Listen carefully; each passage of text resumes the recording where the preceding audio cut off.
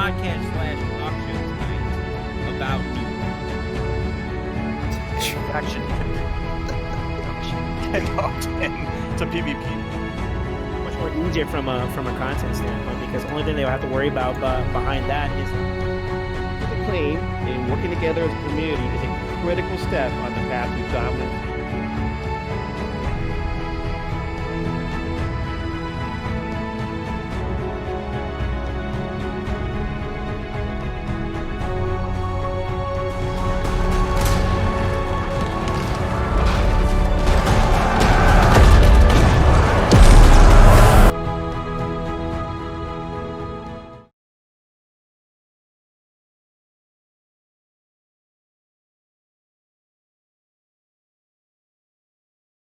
Now it is. There we go. Ladies and gentlemen, welcome everyone to another episode of A Whole New World podcast. Let's just jump straight over to the boys. Oh my gosh, I messed up there. There we go. Ladies and gentlemen, welcome. Guys, how y'all doing? Well, welcome back. You can talk now. Okay, cool. I did tell them to be quiet. I did do that. In a world that we're waiting for the street. Oh my gosh. One man, Jafar. It's a pro streamer right here, boys. Pro streamer right here. Ladies and gentlemen, we've got 3 fine young gentlemen joining us tonight. That's right, I said young. Above me, returning once again, the man, the myth, legend, Sir Jaziel and Pupper, because why not? To his left, Kennethan. Once again, Never Conductor Kennethan. act with kids or animals. It's true. They mess a lot up. And then next to him, making his second appearance, is the one, the only Soul Saint. Can we get some Ascended Knight salutes if anyone in the chat is in fact an Ascended Knight for Mr. Hi. Soul Saint? Guys, I'm excited about tonight's episode because we're gonna do a crap load of just video watching. We've done videos in the show, here and there, but most of the episodes have been about article reading. Or reading interviews. They've either been straight from Amazon Game Studios or some German websites that they seem to really like to talk to. I don't know why.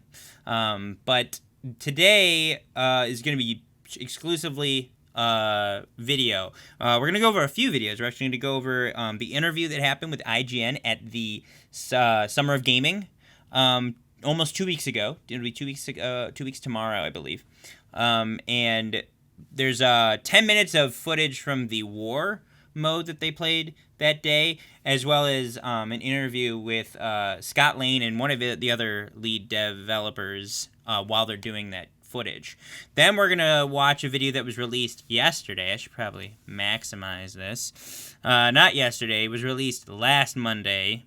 And it's Developer Diary, Crafting and Progression, so the most recent Dev Diary. And then this little video, that's not little, it's 11 and a half minutes long, came out just 3 days ago. And it's just a bunch of in-game footage, like official game footage that got released with this German site called Mean MMO. Again, the German sites seem to have the inside scoop. It's a lot of really cool footage, just a bunch of stuff to take in there. So, really quick, I'm going to start with, what are you guys most excited to see in this game footage? What are you guys looking for? What do you want to see? Let's start with Jaziel. Go for it. What do you want to see? What are you looking for?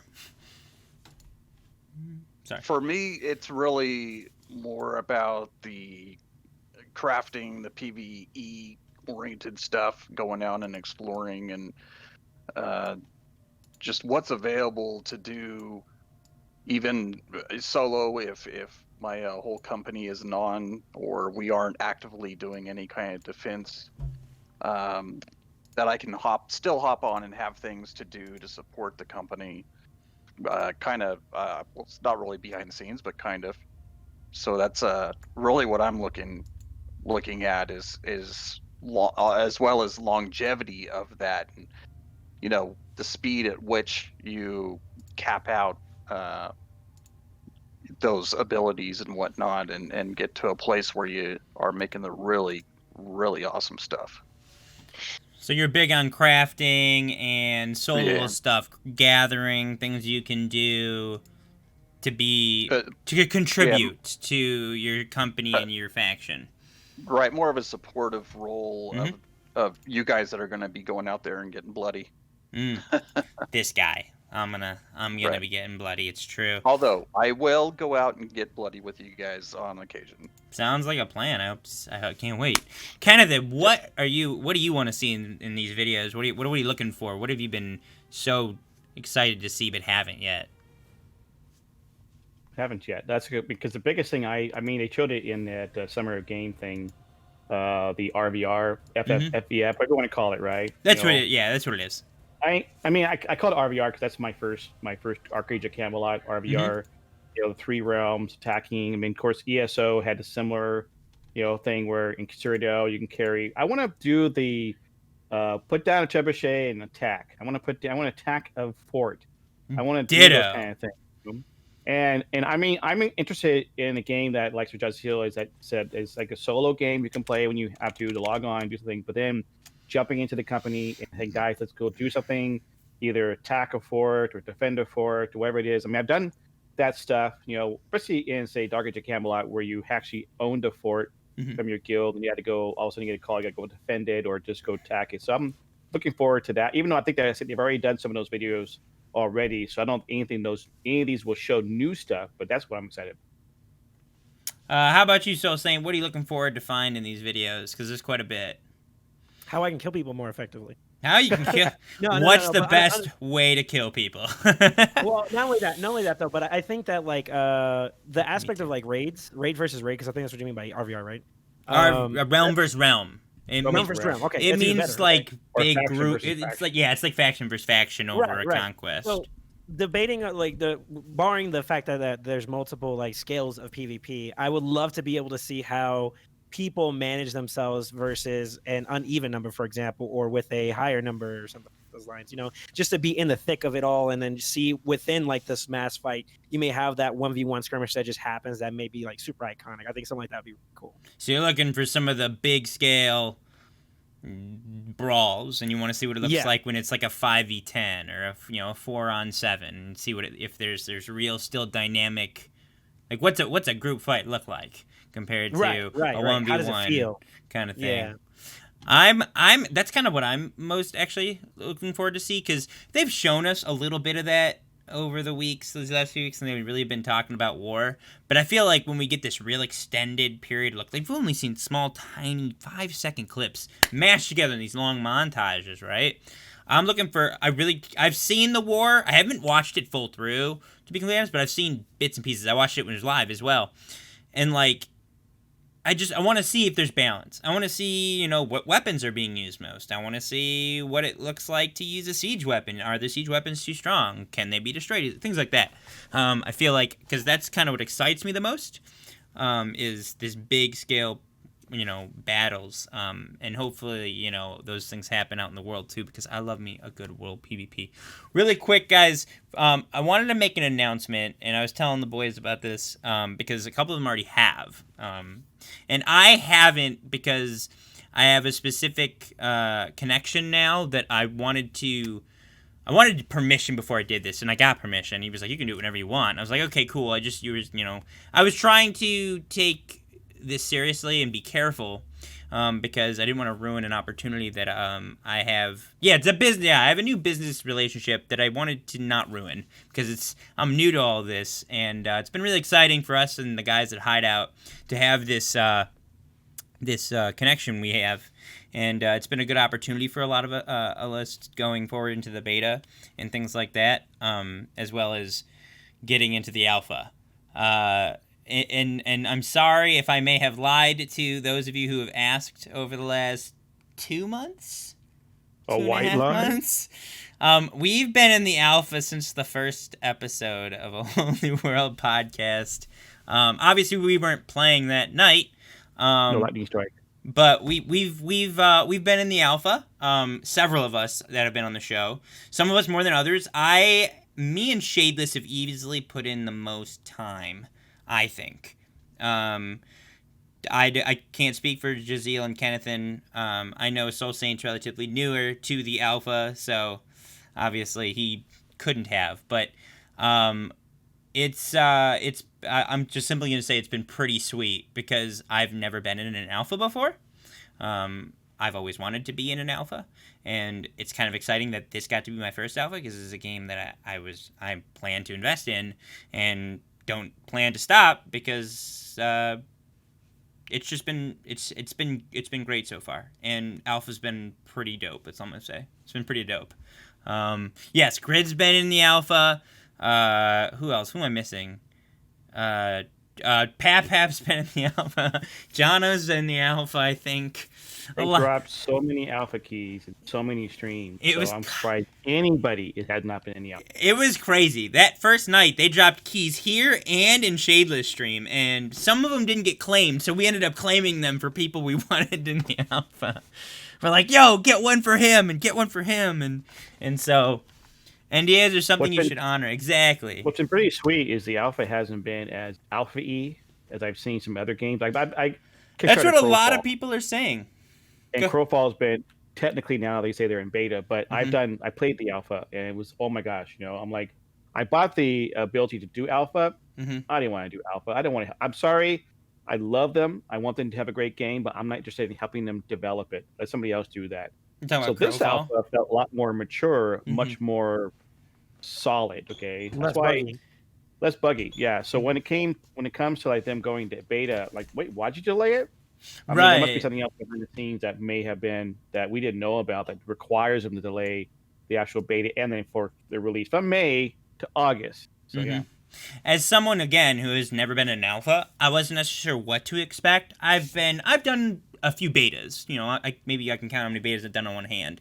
So like I understand you're not playing a complete game. You're just not. That's the idea. The idea here isn't to play the game. The idea here is to find what's broken, find what works, and tell the devs about it and say this was good, this wasn't. So I went into it with that attitude. But what a lot of people have been saying about the alpha, and I guess we can safely say this, is how it doesn't feel like an alpha. A lot of people are like, this is a really smooth alpha. There's a lot. It feels smooth. What's another word? It feels refined. Polished. Yeah, There's polished. the word. Not refined. Similar. They're synonyms, but it feels polished. A lot of people say that it feels polished, and that's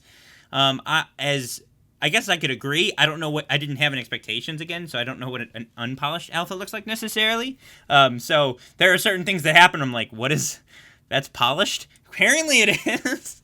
And let me ask, so Jazeel has been known to have been doing a bunch of alphas and betas. How do you feel this as compared to other alphas you've done in the past? It's pretty in line with a lot of the alphas I've done. I mean, I had we've talked about it on our show with Solomon SK as well, that I've been in some that have truly been awful. Yikes. Yeah, but which ones? I'm just kidding. Yeah. Unfortunately, most of them are American-made games. Ouch. It seems to be the ones that come out of Asia seem to be a lot more polished. But I am pleasantly surprised by this alpha. It's pretty good. I've definitely submitted a lot of tickets for things that I've found that need tweaking. I guess that would be a good word for it. But as far as bugs, there's a few. There's definitely still alpha bugs. Like that's there's still bugs, but overall, I think they're doing a really good job of addressing those. They've been pretty on the ball on a daily basis, and they're listening to us. Which again, I think I said that the last time I was on here that, as well as like I said, the other show that I do with Kenneth and Solomon, that I am very, very impressed. No brown nosing here. I'm just telling you the truth with the dev team. They are extremely responsive. I would agree. And you can tell they care. They care about the game and they care about us, and they want to put out a great game that they can play along with us, which is sad to think back the memories of World of Warcraft in 2004, back when Blizzard had that same attitude. Oh boy, if times have changed. How times have changed. In the words of Gromish Hellscream, times change. Sorry, I Yes. couldn't help Yeah. it. So I mean, from all of the different alphas that I've been over the past decade and a half, or well, longer than that if you count EverQuest, Oh wow. because I was in that alpha as well. Uh, I I'm really impressed. I think they're doing a pretty good job, but I don't want you guys to go into beta thinking, oh, he's saying it's a perfect game. It's ready for release. It's not. It's got issues, but comparatively, great job, guys. Yeah, with once again, without the point perspective of other alphas, it feels pretty. It feels smooth, and the tweaks and the constant updates that I feel. Yo, what up, T1? That that they've consistently been rolling out. I mean, I don't want to reveal too much because I don't know where the line is, but saying that they've simply been keeping up with, like they squash, they're like on bug, like squashing, like spree. It feels like, and it feels like they really desire that when this game's launched that it feels very polished. Like that's their goal, is a polished game that when launch occurs, that the servers aren't crashing, or infamous things that happen on launch days of any particular game. Even Blizzard's been victims of some launch days that didn't go super well. Oh, yeah. AGS wants a great launch. They are clearly like, this launch is what's important, and so we're gonna put the hours now there so that we can put the hours in the content later, because we're not trying to catch up fixing things. Like it's I think that's important though. Right? I agree. Like, yeah. Like if their release doesn't come out, it kind of sets the tone for the rest of the game as it moves along, through its inception. Agreed. So I think that like making a first impression with a lot of gamers is going to be really, really important for this game to do well. Agreed, 100%. Any other things? What? Kenneth got food. Where's ours? My food's in the microwave, and I'm afraid to go get it. I'm gonna go get it at some point and be eating it during the show, like a total pro streamer over here, dude. Let's get the flexes, bro.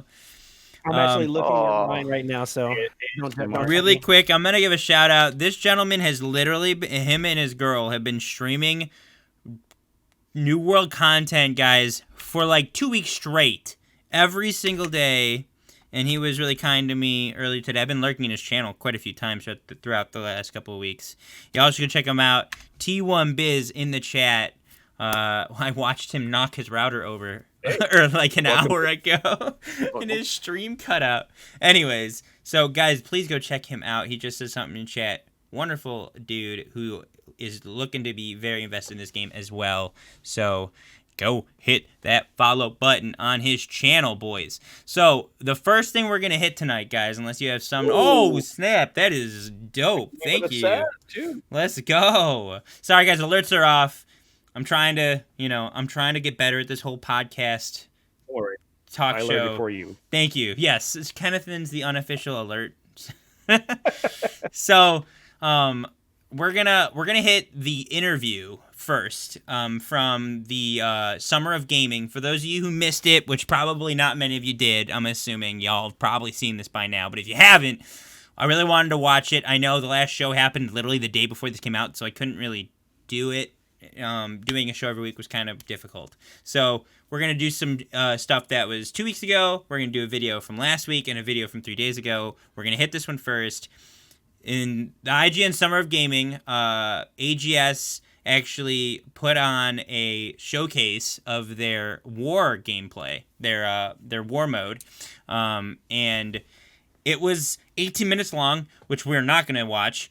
But right after that, they did an interview that was 10 minutes long, and we're going to watch that because during that interview, they kind of just re-showed a lot of the footage from what they'd just shown us with the two dudes that were talking the entire time and shouting at each other.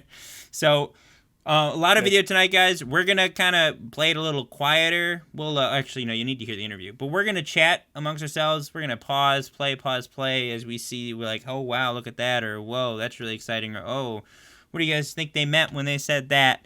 And we're going to get through these videos in a timely manner, show's going to be no longer than 2 hours because no one wants to watch a 2-hour show. Gosh, guys, this is amazing. I guess in the meantime, though, I mean, like the premise of this is they showcased a lot of like content related to the big war system that they have in place to allow people to like, get involved and get interactive with various different things. And I definitely think that this video does show a little bit of what what makes us look forward to in this game, but it does also raise some questions for me, and I think that's going to be something we're going to be able to see here in the new in the recent couple of minutes here.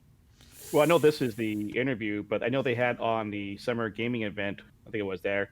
They actually was it there? No, it was no, it was the PC Gamer. No, it was the other one. Okay, so they showed a like 10 minutes worth of actual warfare, right? It was like they were showing the two people who got into the game with two devs, and they're doing the warfare back and forth, which ultimately to me is what the game originally was, a PvP game. This is what the I think ultimate end game is supposed to be for New World, unless they have dungeons they're going to be doing. But this is, I think, the idea of what New World was supposed to be. It was the RVR, FVW, FVDF, what do you want to call it? World versus World, WWF, yeah, ING, LAPP, okay, yeah. I'm getting lost in the sauce with all these acronyms. Basically, fighting. I just made things up, But that's why I think you're going to see this stuff. It's kind of cool. I want to try this. I want to do the whole RVR. Sorry, Dark Age of Camelot World. I think it's called Faction versus Faction. It's the war. Yeah, so it's like wars, basically. Yeah. I'm gone. What are your biggest concerns? I see someone T1, by the way. I think that the main thing is that like they from what I've heard of how they handle the systems and how they're going to allow people to be inside those wars, there's a limitation on it. And that limitation to me can be very problematic if this game does start to become very successful. A player base that starts becoming ever expansive, right? How are they going to accommodate for people who are not in the war? And that could be from not only a PvE standpoint, but also a PvP standpoint. Like there has to be ways that they allow some form of interaction to keep the game going, even behind the scenes when those wars are ongoing or not ongoing for them. And I think that's something that's important that they really do showcase. I mean, what else is there? I think that depending, this kind of goes in hand with like PvP in general, but like how are they going to handle the systems that they have in place and balance them effectively? Because I think that's the biggest issue that every MMO faces when they deal with PvP to some degree is that like they don't have the best of balancing systems. It's either too lopsided or not enough was done. Something always questionably happens that may affect the player base in a negative light. And I think that for their first release, it's important for them to make sure that they have something that's really really balanced. And I think that's going to be really key for them.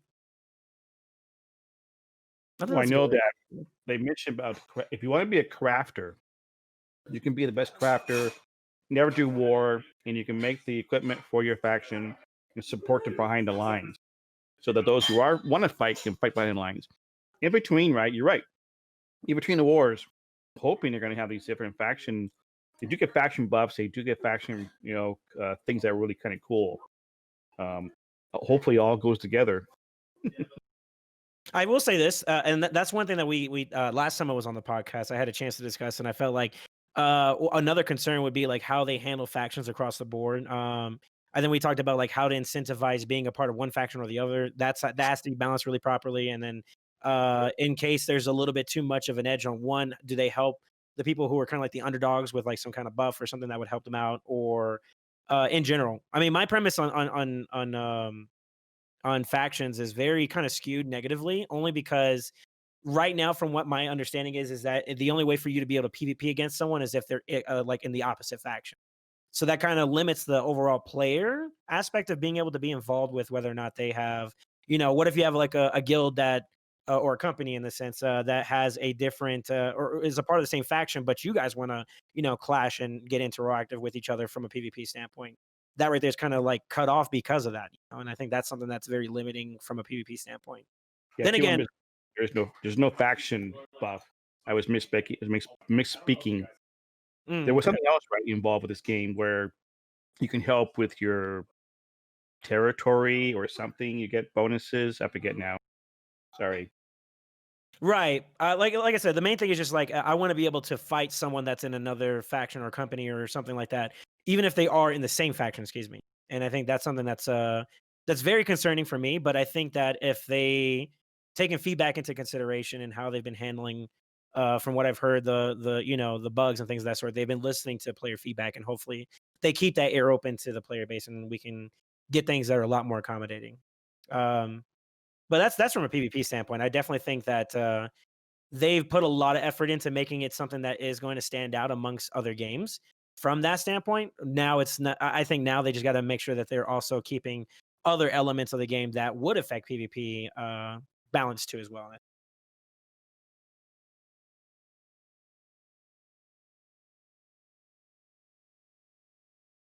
You are. Oh, Okay. oh, so- I'm gonna go and keep going with T1 if you guys are cool with that. He's got some statements as well as some other people too. They say they 100% agree that with me that they want to be able to kill someone in the faction. I think if we're sticking to the 1700 era, who's to say there won't be a Western expansion where a high level zone we can kill everyone and factions won't matter? Figure if at one time they were willing to do open PvP, then at one point in the future it may have a possibility getting re-added. I mean, that's definitely good too. Royale. Yeah.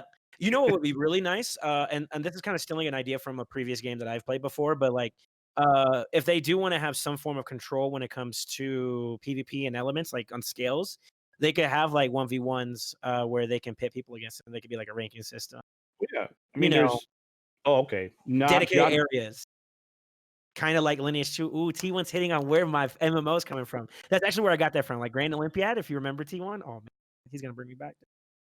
But PvP in those games, like they were pretty much clan versus clan. If you ever wanted it, you could flag and PK someone if you wanted to, with consequence, mind you, or you could do castle sieges, fortress sieges, and various different elements. That they accommodated for all aspects of scales when it came to PvP. And I feel like incentivizing around content that they create is going to be just as good. So for those that are PvEers that want to get this open world raid boss, it'd be really perfect for companies to go head to head, because like we want to be the ones that grab this. So that creates like player conflict organically. I think that's.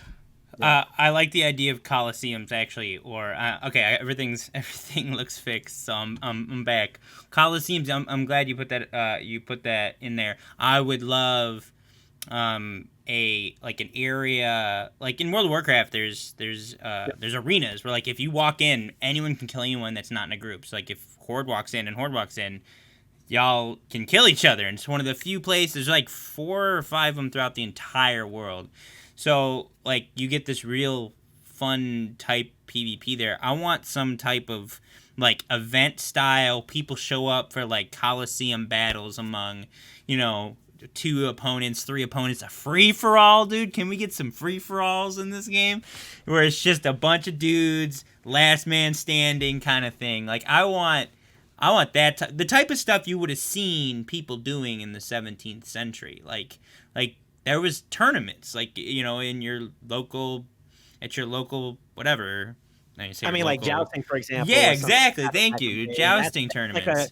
That was like an arena Coliseum based event where they were very, competitive in a sense. That's a great that's a great example. Would be, obviously we don't have jousting, not yet. That'd be kind of neat. But that idea where that would like be interesting too. Yeah, and a lot of times the game that was going to do jousting, but it got canceled. Wow, that is think about it like this. Like I can't speak too much from the alpha because I've only played a limited amount.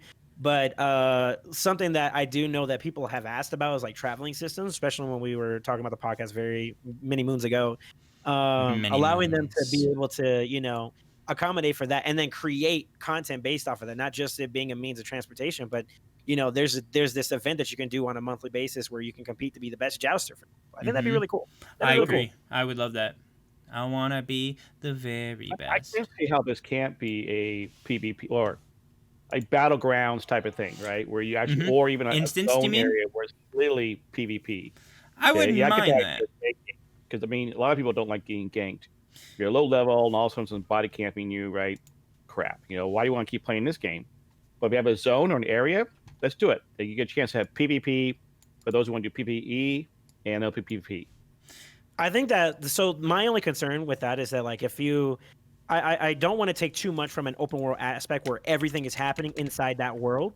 But I have seen occasions where there's certain specific things that have happened in games where they do like instance-based content so that you can do that undisturbed. Well, But getting to it and doing things around it, that would be very open world where you are subject to gaming. So I guess that's something that they could look into. But then at that point, it's kind of like you got to figure out how far into one side of PvP or PvE that you want to kind of lean into. And I think that's going to be important for them to clarify too. All right, we're going to try this again from the top. Everyone that has waited, we got 25 people chilling right now. Thank you guys for the patience. I didn't restart my computer before stream, which I always do, and I'm regretting it. So let's try this again. I want to. What? I got a chance to eat my dinner off stream camera, not these guys. That works, yeah. Sorry, I gotta thank my co-hosts for like doing their thing while I'm like over here doing damage control behind the scenes. So guys, thank you. Let's try this again. And now we get to talk about a brand new game called New World. And here to talk to me about it, we've got Mike Willette and Dave Verifai. Hi guys, welcome. Oh, there we go. Thanks, Sydney. Great to be here on the Summer Gaming. Yeah, I'm excited to have you here. So let's just start at the top. For people who don't know, what kind of game is New World? What can players expect when they get their hands on this? Yeah, New World is an open world MMO. It's set in the age of exploration in the 17th century on this beautiful but dangerous island called Eternum. It's got this great blend of directed content with quest chains and deep story, as well as lots of opportunity for emergent gameplay with open world systems like the territory control system, a player-driven economy, housing. And underneath that all is this really cool action-based combat system and deep progression that sort of keeps the moment-to-moment gameplay fun and engaging. Mm-hmm. And so how does New World set itself apart from other fantasy MMOs? I know you kind of started outlining some of the things, but if you want to get a little bit deeper, maybe into the combat aspect. Yeah, the action-based combat is a really cool element of the game. It's a system where skill really matters.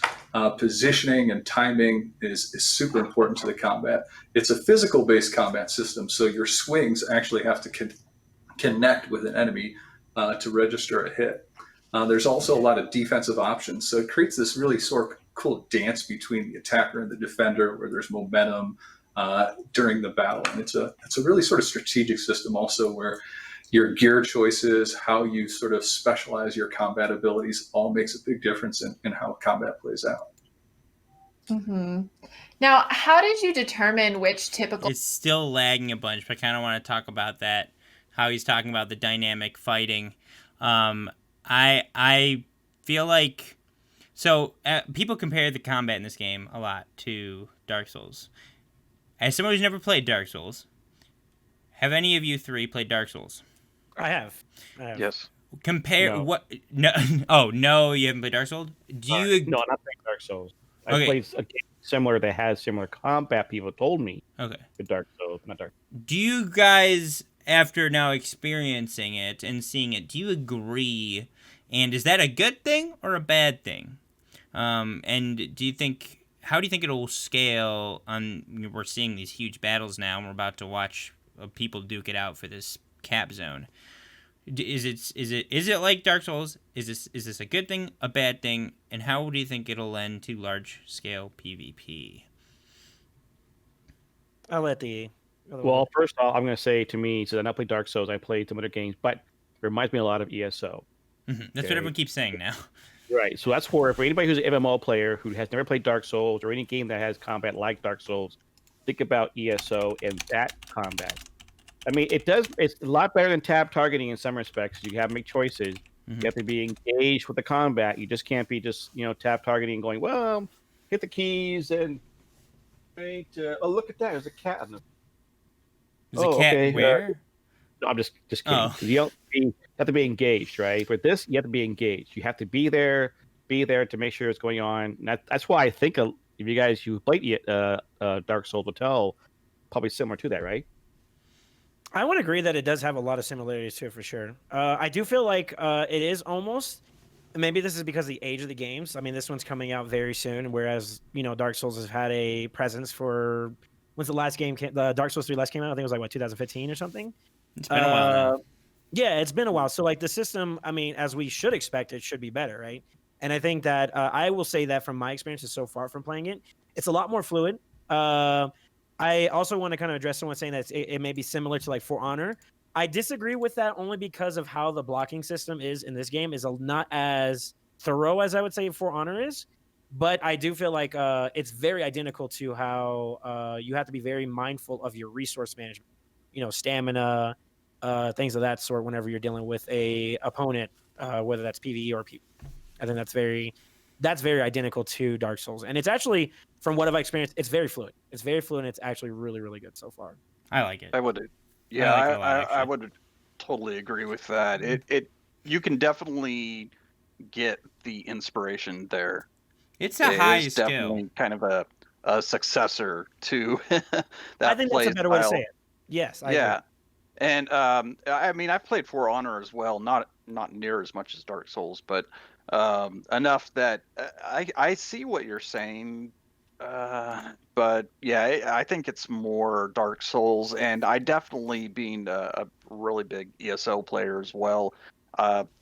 Oddly enough, there is a certain kind of fluid play style that you get in ESO that Elder Scrolls Online, for those who don't know what ESO is, that has similar gameplay with block mechanics and timing hits and whatnot. And you're not, as in some other games, again, I get in trouble for this every time, and everyone's like, dude, I thought you were a big Blizzard Activision fan. And There was a time. yeah, there was a time where I've got lots of World of Warcraft stuff still around here. As a matter of fact, I still have my little Murloc here. Oh, heck yeah.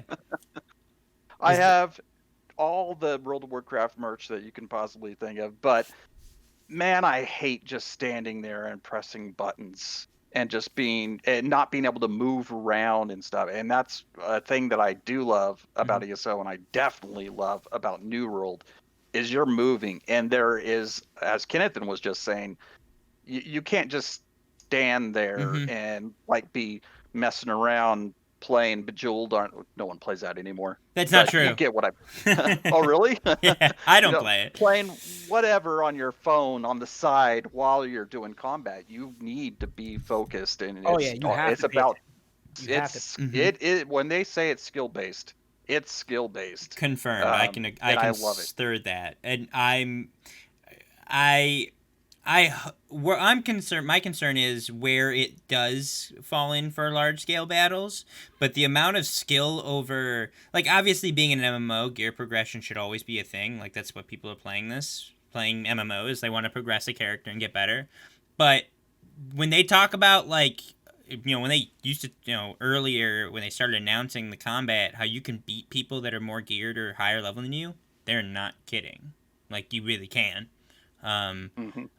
This is, they're saying things like, you've never seen stuff like this before. I wouldn't agree that you've never seen stuff like this before. What I'm thinking their meaning is you haven't seen it implemented this well, because it's hard to get that balance of skill, but you still feel like you're stronger now when you get name your new sword or this new helmet, right? And you always want to feel like your work and progress means your character gets better, but you always also want to feel like the reason you won is because you just outplayed the guy, or the reason the war was won was because your strategy was better, or you were able to prevent them from doing XYZ because your leaders were making the right calls, things like that. And so it'll be interesting to see how that plays out in large scale battles, because as you're about to see, there's a lot of just like clusters of people swinging weapons everywhere, and it gets kind of heated. Last thing you have to mention is, you notice there's no mouse reticle. It's almost like you're playing a third person shooter, even with your melee weapon. Like, if you were to play, a controller on a console, you just have your character in the camera. So when you're playing, you're just controlling the camera. So like where you're pointing, where you're looking, and where you're aiming all matters. You actually have to have skill with a mouse and keyboard, which is someone who's been playing a lot of Rainbow Six Siege lately. I actually like how this, when I play WoW and then I go play Rainbow, I'm the worst Rainbow player in the world. If I go play this and then go play Rainbow, or vice versa, they both help each other, because I love the range weapons in this game. Because it's the same concept. It's all about controller for life. I mean, I believe they're gonna have controller support. I think they've confirmed that. Not sure. But let's get back to it. We're actually gonna see a lot of this combat, this big battle combat right here, and they're gonna talk about it. Ready, set, go. MMO conventions to keep, If it and won't what you lag. and your team wanted to innovate on. Don't lag. Yeah, I think, you know, we won't see it. MMO players have certain Oh, expectations. I think a big part of the game that everyone likes is the sort of progression systems, leveling up your character, seeing that advancement of your character, both Which you we know in just terms of talked their about. abilities and their gear and all that. So those are parts that we really wanted to keep.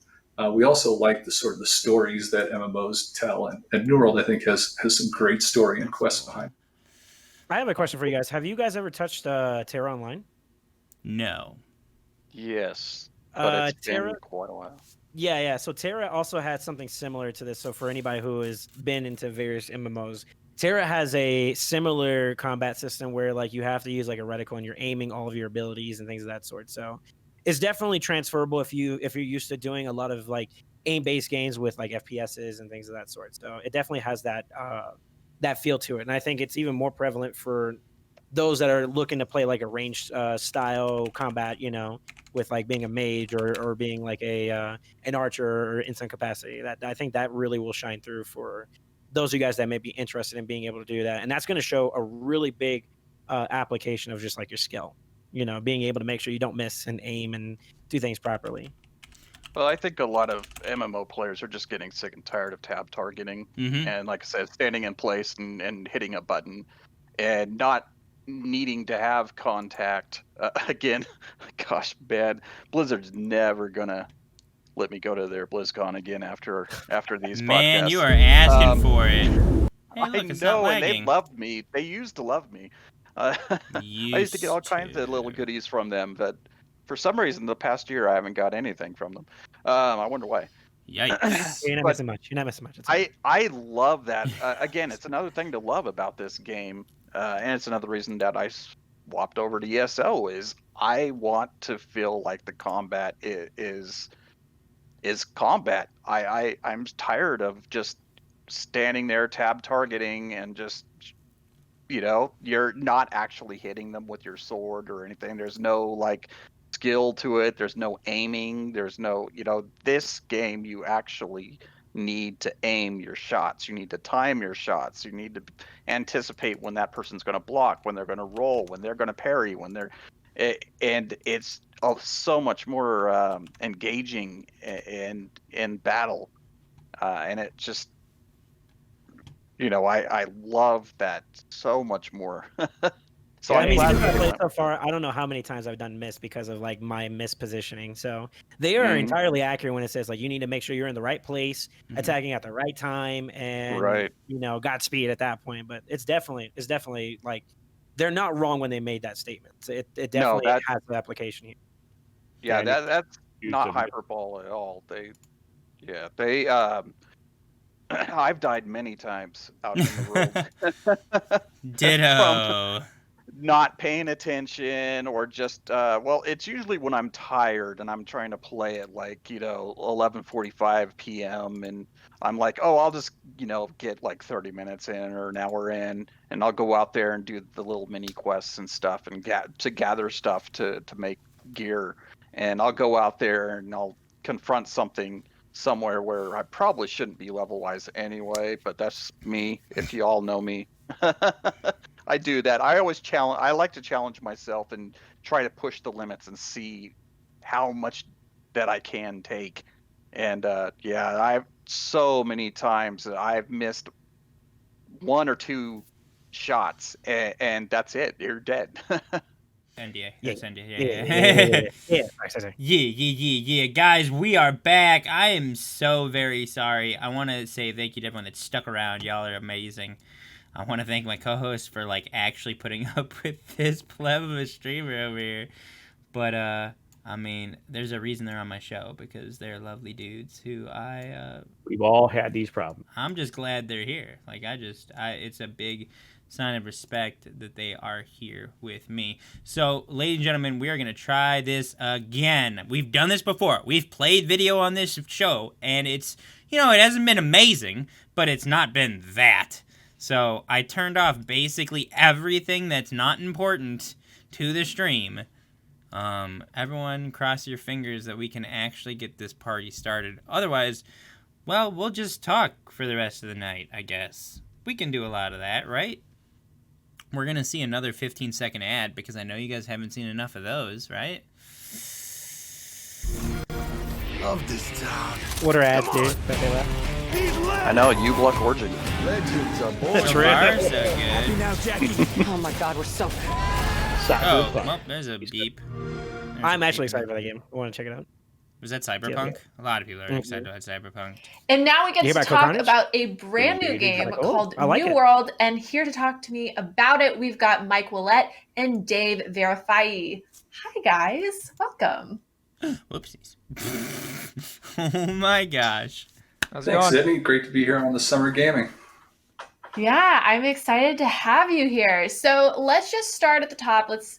For people who don't know, what kind of game is New World? What can players expect when they get their hands on This this? isn't totally Yeah, New terrible. World is an open world MMO. It's set in the age of exploration in the 17th century on this beautiful but dangerous That island vat of called oil Turtle. looks really cool. It's got this great blend Not of gonna directed content with quest chains and I hope deep it's not story, too overwhelming, as though. well as lots A of vat of opportunity oil? for emergent Like too gameplay overpowered? with open world systems. Yeah, Look like at a these. territory Look at how big control these siege system, weapons a are. Though. So that's a player-driven ballista. We can actually housing. look at this stuff now. And underneath Well, that so all was it is this really Camelot cool or- action-based combat system and ESO? deep progression that sort of keeps the Kinda moment-to-moment gameplay Dumping fun on and people. engaging. And so, how does New World set itself apart from other fantasy MMOs? I know you kind of started outlining some of the things, but I want to try if you want to get a little bit deeper, maybe ballistas into the and whatnot. combat aspect. Mhm.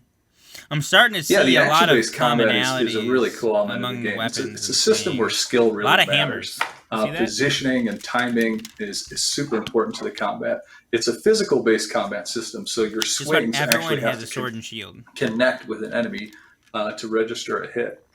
There's also a lot of defensive options, so it creates this really sort of cool dance between the attacker and the defender, where there's momentum. That's a good way to describe it. A during dance. the battle. And it's a really sort of strategic system also where I have to say, we were talking about combat, and I wanted to say this, but then I was like, I need to restart my computer. What I wanted to say about the combat is movement movement in normal tab targeting is important. Like line of sights and stuff, but like your movement's so much part of how you fight that you have to know how to do it. Like whether it's to move to get a good shot, it's to move to dodge a slash, it's to dodge to do XYZ or a block timely, because it feels like a dance. It feels like a dance, and it's a really fun dance. I like your that gear way you describe choices, that. how you sort of specialize your combat abilities, all makes a big difference in how combat plays out. Now, how did you determine which typical MMO conventions to keep and what you and your team wanted to innovate on? Yeah, I think, MMO players have certain expectations. I think a big part of the game that everyone likes is the sort of progression systems, leveling up your character, seeing that advancement of your character, both, in terms of their abilities and their gear and all that. So those are parts that we really wanted to keep. Fire staff. We also like the sort of the stories that MMOs tell, and That's New World, using I think, mana. has some great That story fire and staff quests shot? behind it that Mike and his team have worked on a lot. He can dig into those. So those we really wanted to keep, but on top of it, we really wanted to add a little more open world elements and opportunities for players to create their own stories in the game. And that's where things like the territory control system, where players can take over one of the 11 territories in the game and There's sort of a- own that territory. They can set their own tax This was kinda rates. cool. Just- They sort of act as governor of the territory. And So this is telling me, if you guys paying attention to the siege weapons health bar, Yeah, it No, goes down. it's going down pretty well. And do you see anyone else attacking it? I don't see anyone else attacking it. Just this dude with this hammer. Now, there was also, he did like a big boost to speed. Did you see that? That was kind of neat, actually. But like what I'm seeing right now is like one dude, not necessarily solo it, but like he's hurting this siege weapon. That makes me one like I'm wondering, does a siege weapon do a lot of damage? Because if one dude can do that type of damage, I'm wondering if they're maybe too weak. I don't know. Obviously, there'll be tweaks, I assume. But I'm kind of glad they're not like absolute tanks that can only be taken out by mobs of people or another siege weapon. With the right opportunity. What's up? How about even better that they have maybe like inside a crafting system where based on your proficiency at being able to build things, it also kind of dictates the overall level of what you're building. And that gives the application to some of the PvEers who may be into crafting. It's like these battalions or these cannons and things of that sort, because this guy's like a high level engineer, he's able to make something that's actually worthwhile to stay on the battlefield. Whereas someone who didn't invest so much time, they may have something that's a little bit more, quality, a little less perfected. Yeah, I hope that's in there. That's a good point. I like that too. Levels of quality based on time put in, and that's a good idea. I like that. Sorry, I'll get back to the video. Well, that's one of the things that, I mean, again, this game has a lot of neat pieces to it. That creates really cool storylines. This game has a lot of familiar pieces to other games. Like. So you think a hell bar on a siege weapon? Okay, are really done that's what we're before. seeing in the B-roll. Let's just hope that New World puts all these pieces together in a really neat format and package. Sorry, I wanted them to hear you. They probably couldn't hear you that much. If you wanted to say that again. Well, I'm saying that the one thing about New World is that a lot of these things are familiar to us for MMO players, a lot of other games. And so that's why I'm like, okay, help bar on a siege weapon. Okay, been there, done that. I've done smacking of siege weapons to get them down and kill them because you want to stop the destruction of your fort or whatever. But the thing is, though, in New World has all these pieces put together in a unique package. So putting it all together, we got to see how it goes. Hopefully, if they do it well enough, it'll be a really fun game. Balance will be the key critical point. I mean, those who want to do RVR, faction versus faction, whatever, on the PvP side of things, as well as those who want to do PvE and crafting. I love what Shada said the very first first show. He said, if you're a PvE person, they've got it. PvP, they got it. RVR, they got it. Crafting, you got it. You want headshots, you got it. It's like this game has the different pieces of it. So I just hope they don't screw it up. I want them to do it well.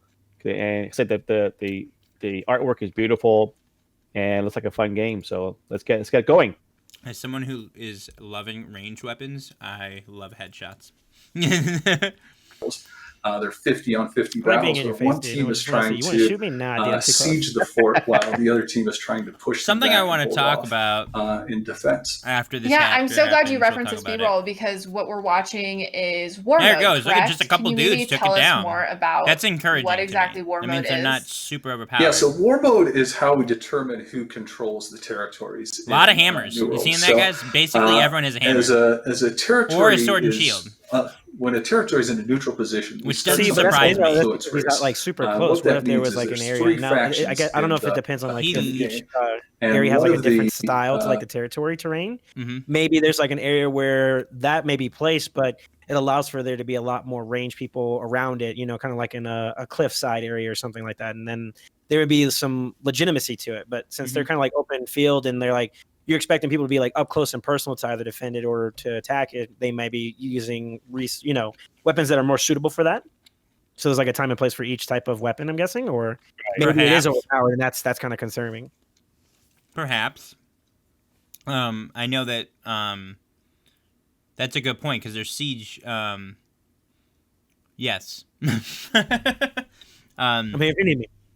I forget what I was going to say. Literally had a brain fart.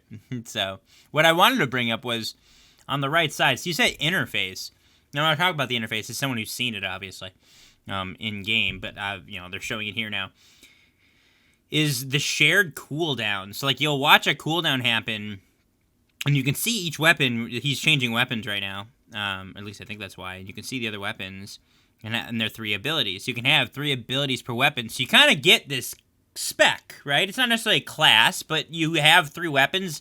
You can change the 3 weapons, any one of those 3 weapons at any moment, except for maybe not in combat. Probably not in combat. But like you can have, say you want to bring 5 weapons with you. You only have 3 weapon slots, but if say you're like, you know what, I really feel like having this weapon right now, and you can swap it with one of your weapons, you kind of have a litany of possibilities of specs, I'm calling them.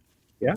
when it comes to combinations of weapons and abilities, which is You're kind creating of your own character. the sky's the limit here with situations, which is, you know, I think this is why I wanted to say to you is situations everything. Maybe everyone's got a hammer in this battle because maybe they do siege damage, and maybe they do a lot more than, say, a bow, because I don't see a bow being very, very harmful. But maybe that's the idea. Maybe when you're out in the world, maybe people aren't bringing hammers with them. Maybe they're, you know, bringing, yes, it's got a fire staff. Maybe they're bringing, you know, guns, the muskets, because maybe they do more range damage, things like that.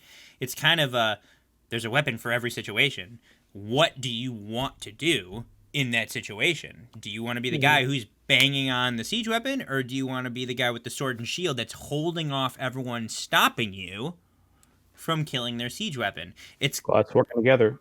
And that's what's so exciting, is because of this kind of sky's the limits combination of specs, you can have a real diverse, you know, battalion. You know, you see the archers on the walls, the guys with the guns on the walls on defense, and you see the guys running out with the sword and shields and hammers trying to take out things that are real threatening. Whereas, you know, maybe the snipers take out other snipers. I don't know. I just that excites the heck out of me. My big issue with it, and I have talked about it, and it's shown here, so it's not NDA, is that they share cooldowns, and it drives me bonkers. I hate that it shares cooldowns. If you use your Q, you are not allowed to use any of your other Qs, even if you switch weapons, until that cooldown happens. So, like, if, you know, say he uses this Q that's blue, whatever the cooldown is for that ability, you have that cooldown for these two abilities, no matter what their cooldowns are. And I feel like AGS is missing out on an opportunity with this system because of the diversity and how the spec combination you can have with 9 abilities at any given moment among your 3 weapons, but you don't have access to all 9 at any moment. Yeah, you have unless to wait for they had cooldowns. that and they decided to pull it out. I would love that. Too OP. The combat, it could be. I understand that, and here's the thing. I'm just a dude saying how he feels. I'm not a game developer. I'm not an expert. So there could be huge issues with that. There might be some really overpowered things, but it also would make a really good combat system great, in my Well, opinion. let me ask you. So is it? So I don't think. Obviously, it looks like they're tied to to the person Mm-hmm. than the weapon. Okay, so Right. if you are a person who's used your Q because you've had certain spot, right, then you are the one re-getting the cooldown, not the weapon. So that makes sense of like you can only use one per turn, let's say, okay, because it's you are doing it. It's not weapon based. Yep. And here's the thing. I still love the combat, even with the cooldowns, shared cooldowns. There are some really cool combos you could come up with. Like, oh my gosh, it would be so much fun. It'd be amazing. It would be amazing. I think the main thing is like when this is debatable, I guess. I mean, I can only speculate, but it's possible that they're trying to avoid like an over excessive meta where like it's just spamming abilities nonstop, and then that kind of takes away from your positioning, you know, the positioning aspect of PvP, whereas in like that's important. But if you're just able to spam abilities all the time, then it kind of removes maybe some elements of PvP that they were super proud to boast about. And I think that might be why. That's a really good response that helps me understand. Not even kidding. I was like, that's a really good point. Because, like, for just example, using abilities, I'm not super worried about blocks, dodges, and simple attacks to counter maybe someone's movement. It's really hard to use an ability. It might be good to just use a light attack in that moment. Yeah. Or like, you know, like if they have some kind of evasive capability with one weapon over the other, because they're able to constantly swap over through it, it kind of just like I said, it just removes the positioning aspect where it was like you're in a critical moment where you do have to be positioned properly, and it just kind of just defeats that altogether. And I think that's probably the more accurate perspective on that. Really quick, a question that I kind of want to answer. Conard says all weapons do the same amount of damage. I would say probably not. They probably have a good mix of damage, but obviously a balanced. Like, they probably... Short answer, no. Long answer, yes. But not, like, flat damage. It's probably You The know, diverse damage, I think. there's if you know how to use it, you can do good damage. Like with any of them, I'm gonna say. Obviously, how you use it will maximize that damage, but I feel like at a base level, probably do similar damage.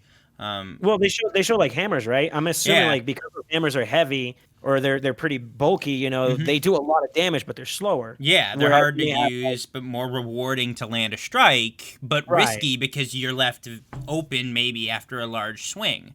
Thank you, Ken. Also, maybe like what do you mean? Like there's different types of damage. Siege damage. You saw the hammer hitting a siege weapon. You know, there's also elemental damage, which is the magics. So it's all. Like I said, short answer no, long answer yes. They're probably balanced, or at least they're working on it. They've talked about that we'll be balancing the combat as long as this game is live. They've said that, which is what a balancing act is. Better. I Everyone does. heard a great analogy for balance. When somebody is balancing anything, say you're on a you're balancing say you're balancing on a balance beam. Whether you're wobbling or not, you're still balancing, right?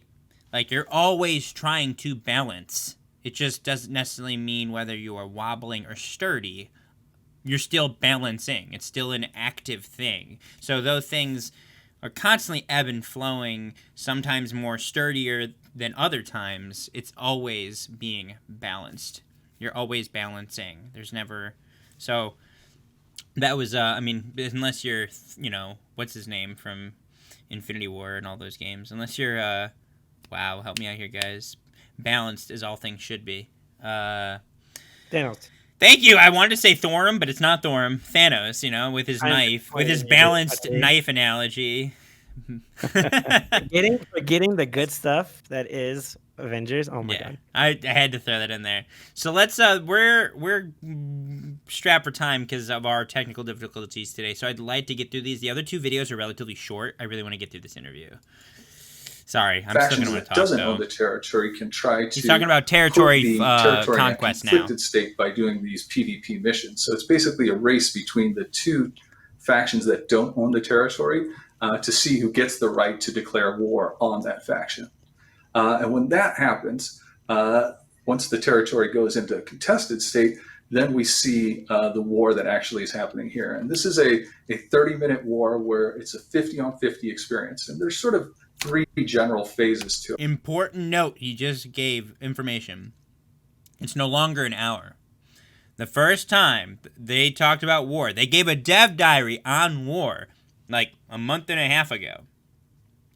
Scott Lane says it'll be about an hour or so, which, I mean, it means an hour. There's a time limit of an hour. It is now actually only a time limit of 30 minutes. And I'm not sure why they made that change, but that's a very important thing that you could easily miss him saying. Probably. Now, don't get me wrong, an hour is a decent time commitment for something like a PvP encounter.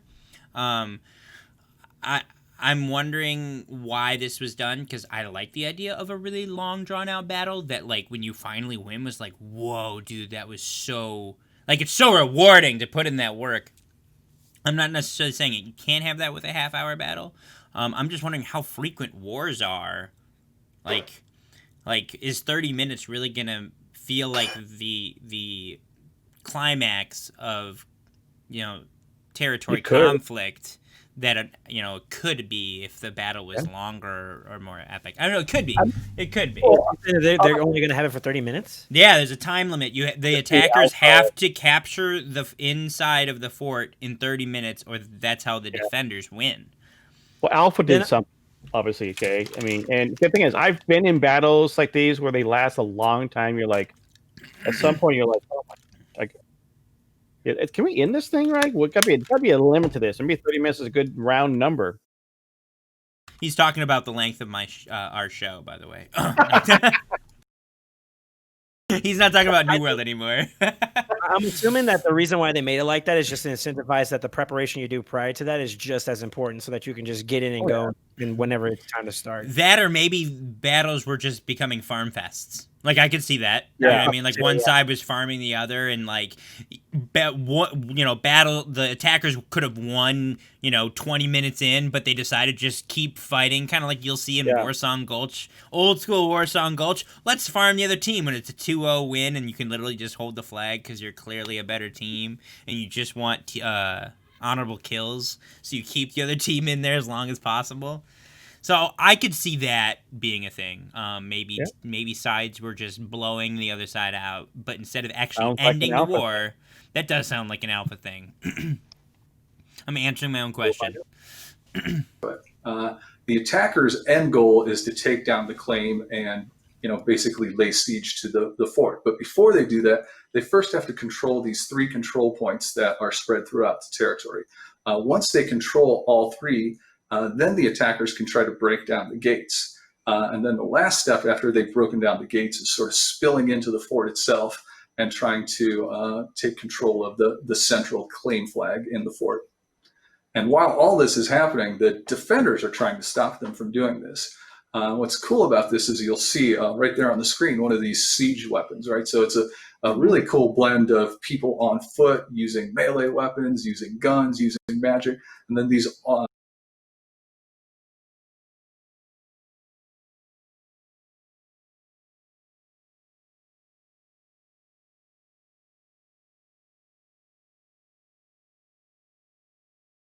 On stream, yes. I'm not hearing you through the stream. There we go. Woo! What I'm seeing is time to kill. These 2 dudes with shields are just kind of going at it, and because of the level of, they're raising their shield and then they're dodging and they're raising their shield and they're trying to attack. It's just real back and forth, like, engagement. And no one's getting owned. Like, even when they're landing strikes, there was 1,800 damage. There was decent chunks of health. I'm not sure what endgame health looks like, health pools. But time to kill looks like a long... Like, I thought time to kill in this game was going to be short. It's looking like it's actually going to be really long. But, like, not stupid long, like, where you watch an arena, 2v2 arena in World of Warcraft that literally can take, 30 minutes. I'm not kidding when I say that. I've been in 30-minute long 2v2s. I'm talking like, 5 minutes could be the length of a duel, that's cool. That lends for a good duel. World of Warcraft duels are like no more than like a minute or 2 tops, depending on what you're playing. If you're fighting a healer, it's a different story, or 2 tanks. Yep. I think that also goes to show that it can vary though based on like your skill level, right? Like if you guys are at top tiers, like making the right moves at the right time for both of them, it's like you guys are going to stalemate for a long period of time until one person slips up. And yeah, right? Like there could be one mistake that like ends the battle. And that's a lot of realism too, so that's kind of cool. I agree. I agree. Maybe the higher skill battles would be those long drawn out epic definitely ones. Looks like Look at quite this dude the just weapon. destroy this siege weapon. I want to see that outside of my territory. He's hitting it for 800 damage. Oh, sorry. Go ahead. No, what you're seeing here is someone trying to take down the weaponry. So what these you know what really got almost sort of like mini objectives on the battlefield where you spill into the fort. Yeah, I want to see that.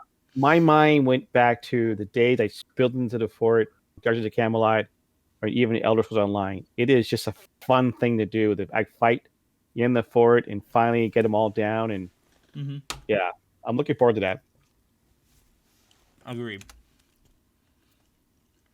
Hackers can now I see a lot of comparisons to like ESO. It's sort of fun to find while we're looking at like how siege warring is and all that. Really good I do know that there is a lot of similarities to it, but correct me if I'm wrong. I'm not sure about this. This is more of a question than like me making a statement.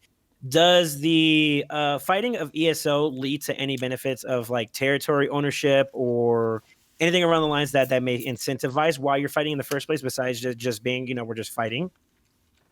So is there RVR in ESO is the question. Yeah, it's been a while since I've done that. Well, not only that, I know there's fighting, but I mean, like, is there a reason behind it? You know what I mean? Whereas, like, this here is happening inside the open world, and I think by owning this territory, there may be some benefit. I also want to know, is there RVR in ESO? I've never played ESO. Well, there is. I mean, there's 3 factions in Cyrodiil. But I mean, like, is it about land conquest? Well, Oh my word, I forget now. I haven't done that in such a long time. Shalom. And I think that might be where you might see a little bit of a difference because, like, from what I remember, there was like, I want to say it was like IC. I don't know if that was the actual name for that area where there was like 3 factions and you pretty much it's like a triangle. You start, or yeah, it's like a triangle. You fought in like different corners and you slowly try to creep your way to own more territory there. But I never felt there was like an incentive behind it. Whereas like because of how close everything is in New World, in a sense where like you may be fighting for this area because there's a particular dungeon here, or there may be a Mhm. resource here that is worth investing. You know, that That's- ownership of that land, Yeah. and I think that might be really, really, that might be really, really key. Where you might see some differences as to why the PvP here is a little bit more unique. And someone was saying about like the longevity of it. After just like fighting all the time, it may lose its luster in a sense. Like whereas in like you're just doing the same thing over and over again. And there's PvP no for PvP's sake. Right. Whereas like you're actually doing this for reasons now, and that reason is going to further amplify you to being ready for the next tier rating or whatever they may have come out from, whatever New World's roadmap may be whenever they dish out new content. So I think that might be something that I would question if ESO has any incentive. Like, what's the incentive behind you having the RVR? I love PvP for a cause. Like I do. It's what gets me to do it. Like at least that's. Yeah. I agree. Again, back. I to the mean, video. don't get me wrong. I love being able to say, "Yo, this is my territory. Nobody can take it. This is mine." Dude, What's up? I want But at the same some time, too, turf it's like I'm wars, holding this dude. for a reason. Mhm. Yeah. I agree. And being they're trying to make crafting such a big thing in this game. And then the defenders I want have to sort of come out and try to take them down. I definitely want things to be like, we want this land because like it's the best source for name this mineral. You know what I mean? Like, or there's this dungeon in this area, and XYZ. This zone has things that people want, so it's valuable to have. Yeah, that's right. Yeah, there. Before they do a lot Now of damage. you So it's mentioned this that like land cool sort of control, you're right? objectives. There's the different keeps you can collect, and you get to your side of the faction in ESO, and that also allows you to open up some things to get, even some dungeons and some delves and some other things. Now I think about it. Yeah, Yeah, mystically okay. confirmed that there is RVR. Yeah, well, I already know. Yeah, I already knew it was RVR, so I forget exactly what it was. Now, I'm looking at the Cyrodiil treasure map, and I go, "Oh, that's right. All those keeps and the things you get and the benefits you get from doing that. That's right. Oh, it's been a while since I've done that. I missed that. What would be really cool though too, because like I know that what they're going to be producing for like the launch versus like 6 months later down the road, they're going to have more content to add to it, right? I from what They've we've talked seen about monthly patches. Like, so yeah. With that being said, ones. seeing this, seeing like the open air that they have and they filling it in more and giving reason behind like why you would want to own that land is probably going to be just as important. All right, we still have a halfway to do this video. We're behind. And It's my fault. People I can know. put and trying to find them in a cat and mouse game around it is a lot of fun. Now, are there certain I love this cap point. No, you show the cap point. For war specific weapons for the Where's the defense side or the defending faction? Absolutely. So the defenders on top of their fort in the bastions, you'll These see they hammers have are a sick. variety of siege weapons, and some of the cooler ones that only the defenders have is this huge horn, and when it rings, it provides a buff to everyone on the defending team that makes them heal and makes them stronger. And it just creates this sort of cool visual when you hear the horn. Everyone charges. It's sort of a really cool moment in war. They also have vats of hot Like a train oil horn? that they can Is that drop a down, smoke? flaming oil Oh, on man. the battlefield right under the doors. This is So something those can- cool I can talk about. There's a smoke. There's an ability in the game where you can create a smoke cloud, and like, it's for a specific weapon. It doesn't show you the weapon what did it, but a specific weapon's ability is that, and it's kind of cool. Yeah, people can't be see it effective, except for in combat also. Never mind. Those definitely sound very effective. So Ooh, chase you were down. talking about the steps for preparing for Look how many war people are in this and cap how point right now. There's like there's 10 kind people of in there. 12 missions people. Look at all this dude's or gear. quests that maybe you need to do in order to activate or start the war. Can you kind of take us through that? Absolutely. So there's two main elements. There's a bunch as of the siege defender, weapons there. one of the things you want to do is There's- upgrade and build your fort. Another cool thing is how he can actually buy stuff from that flag point. So as you own a territory and are trying to protect it, you can do what we call town projects, which are basically projects that the governor starts, and then anyone in the territory can contribute to the progress of that.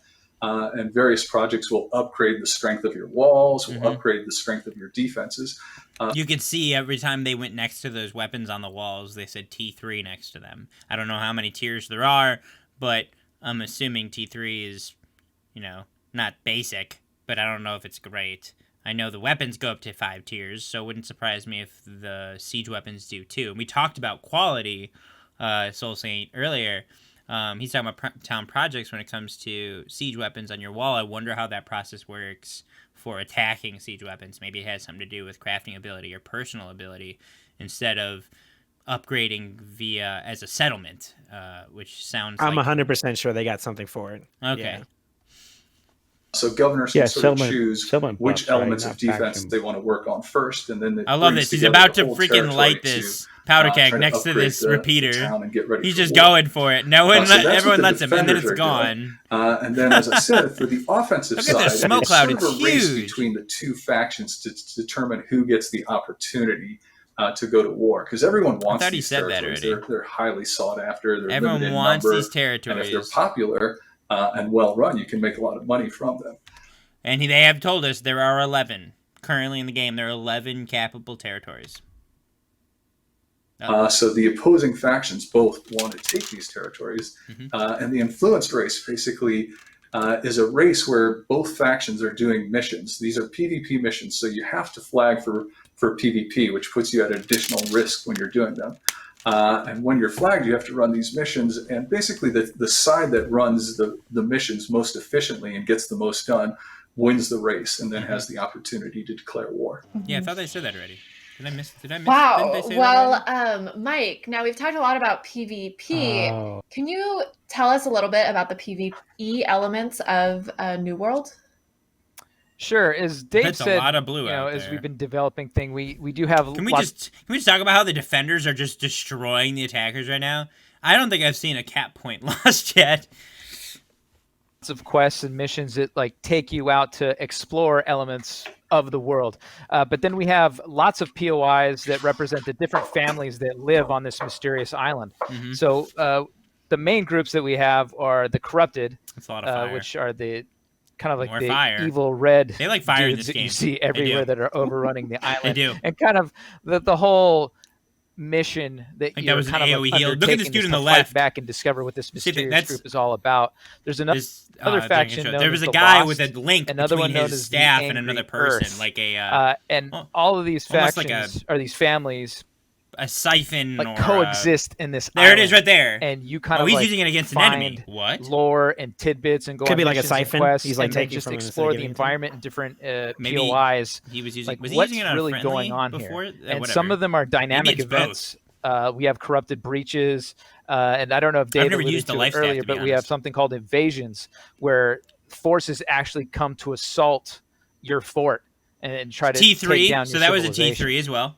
Jeez. Look how many of these well, siege this is definitely not platforms for they the have. faint of heart. Another thing, they're not mobile. Do those look mobile to you? Well, once you put them down, Oh, maybe you choose. Oh, okay, yeah. I mean, once a lot of siege weapons, you put them down, you can't move them It'd be cool if they had some mobile ones. Just unless you just had like saying. a battering ram. I haven't. I'll be honest. I haven't done more. I've actually no. I've done one. At like a really low level, so it didn't work out. Well, in other games, you have to be strategic to where you put. I was your like seat. level 28 or something when I did it. I was like, I'm not missing this, bro. I want to test this really bad. Let's just say most of the people in the world were totally level 60. He wasn't but ready. Thank you so much for walking us through that. Not at all. Unfortunately, that is all the time we have. But That's I love all learning the about time all the we have. nuances of war mode. Now, when can people get their hands on this? Yeah, I how New many World times is going I've to be taken launching my on August trebuchet, 25th. whether in We Dungeons can head Camelot here. or Yeah. so, and then drop it down, and it's in the wrong spot. because all of a sudden the fight moved somewhere else. I'm like, oh my word, you know. Oh my word. I spaced and didn't even hear what you said.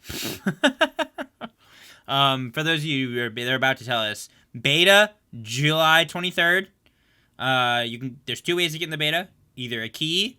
Keep an eye on the channel in the next few weeks. Wink, wink, wink. Wink. And or pre-ordering the game. Keep an eye on the channel in the next few weeks. Wink, wink, wink, wink.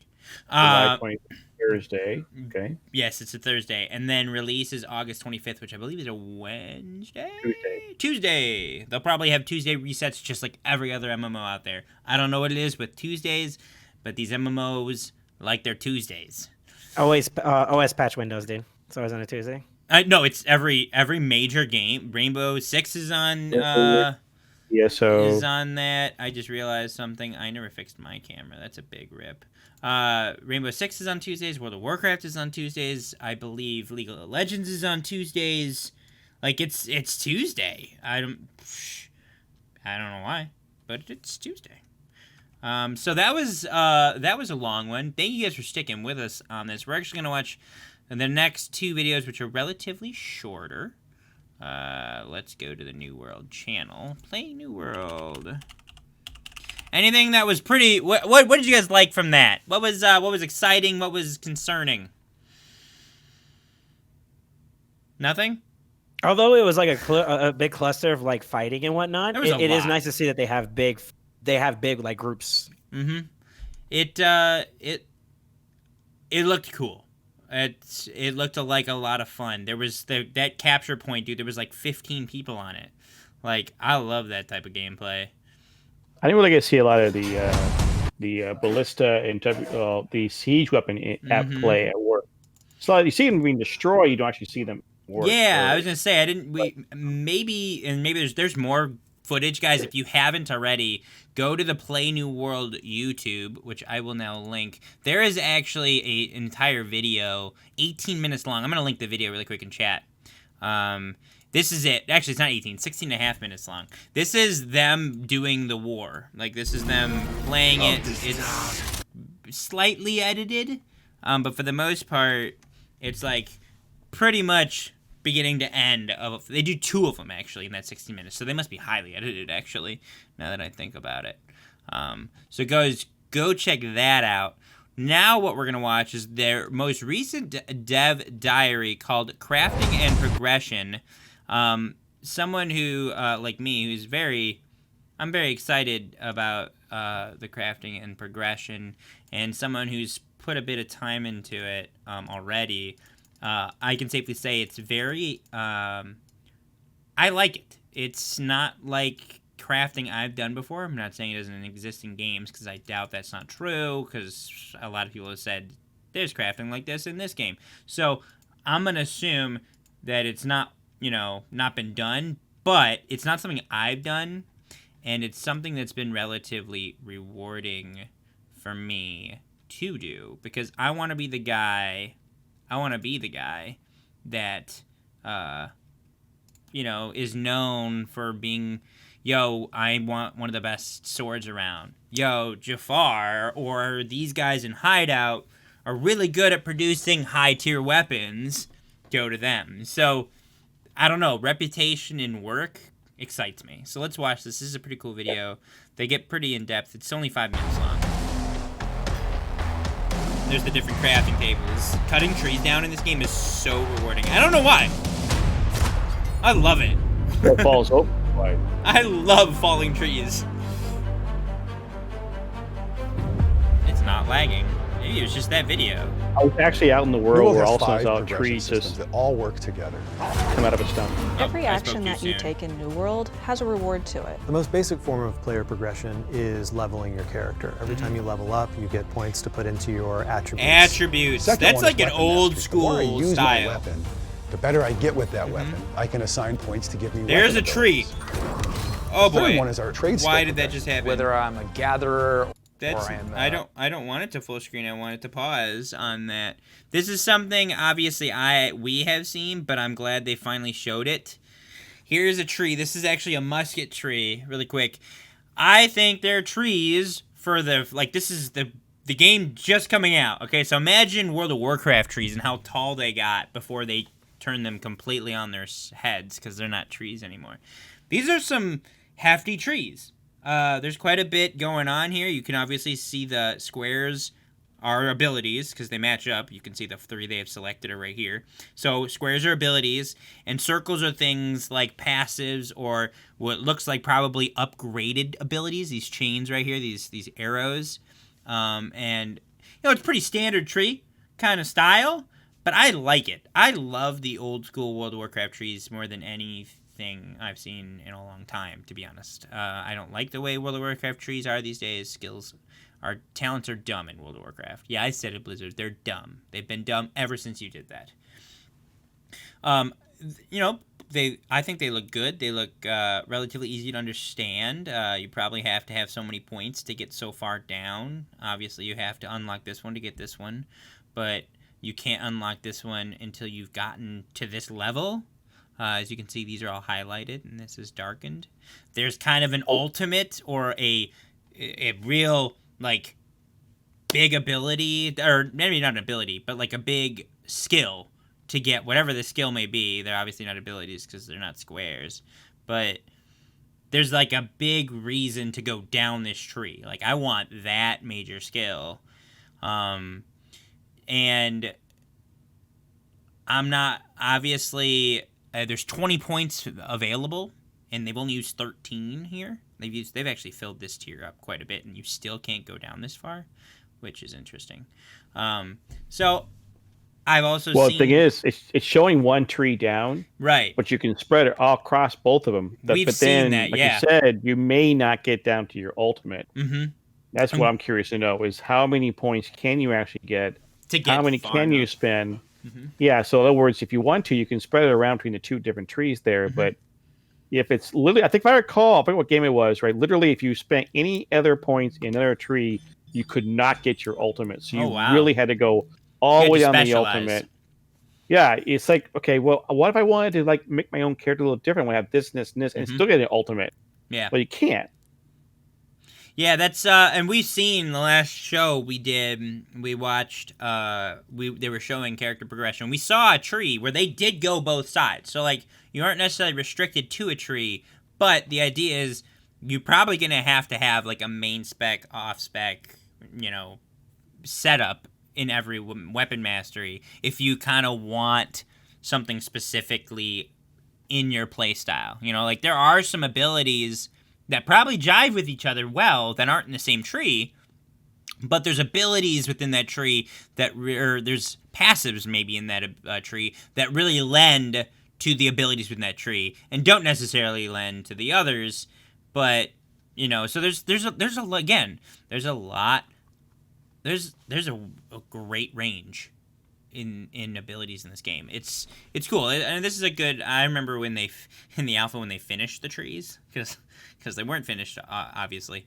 But when they did finish them, we were like, whoa, this looks so much better. Good job, AGS. Like, we were all so proud to see finished trees. Like, things like that polished. Like, this looks complete and polished. It does. This is what this looks like. This is what it should look like. So, obviously, footage is from alpha and subject to change right there at the bottom. Skill progression. Whether I'm a gatherer, mushrooms, or guys, blue glowing mushrooms. The more I do they're that, everywhere. the better at it I get. Jewel crafting level 32. Just by playing in a territory, you'll gain territory standing, which gives you access to bonuses like increased experience, reduced speed. I don't know if we've seen the map on this stream before, but I can safely say this is part of it. And you can see the different colors of the territories depending on who controls the territory faction-wise. So each faction has a different color. I don't know if I can reveal which colors are which, so I'm not going to, but there they are. So as you can see, there's 3 different factions controlling land here. This is white. I'm not entirely sure what that means. This doesn't have any color, and neither does this. So obviously this This is like 1, 2, 3, 4, 5, 6, 7, 8, 9. This is 9 zones, and they talked about 11. So there's probably more up here. That I don't know if this is zoomed in, I guess. But this is a decent chunk of it. I think this is kind of cool, the maps. It reminds me of PlanetSide 2. I don't know if you guys have played any PlanetSide, but PlanetSide 2, when you choose one of the 3 zones, it looks like this. There's different colors, and they kind of, grow and shrink as the battle constantly goes on. And I think that's great. I think that's so exciting. You look at the map, and maybe a couple wars have occurred for your faction to take land, and you come back the next day and you have like 2 new zones, and you're like, yes, look at all of this color. It's exciting. It is. Like increased experience, reduced speed. So these are the rewards for zone territories. You join a faction at some point in the game if you want to experience the PvP side. You have to be in a faction to PvP. Oh, well, there's that enables me. They just showed you the colors there. Syndicate purple. Covenant is yellow, even though it's on a red flag, and Marauders are green, so they just showed that. So I guess that pretty much confirms that. There you go, Marauders are green. So I guess they do show. You gain faction reputation. That enables me to get better gear and goods from the faction, which is very cool. Faction gear, good So there's stuff. a lot of different ways you get to experience the world of Eternum, and these are just the first ones that you'll get to taste.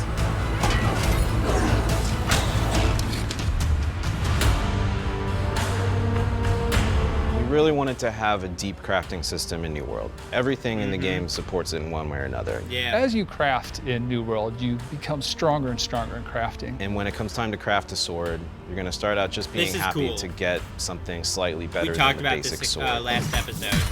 One of the things you eventually can do is add perks to the weapons. And those different reagents come from the different gathering skills. So expert gatherers will be a source of these rare resources that craftsmen need. There are people who gather better these than others. Special perks onto their items. These bonuses can range from increased damage, reduced weight, or even imbuing the weapon with elemental power. There are several ingredients that you can use that sort of push the direction of like what perks you're gonna roll. Later on, perks are going to be things like the sword deals extra fire damage and actually is emitting fire. On fire. As you wield it. They like fire in this game a lot. Weapons can also have gem slots, and you can take gems that you find out in the world and slot them into the weapon to add even more additional effects. Crafting weapons and armor gives you an outlet to where if I'm not finding drops, but I do discover a recipe, I can try to craft items that really suit my playstyle. Azoth is used between perks, gems, and the crafting skill families. That's the idea. You have massive amounts of control over your crafts.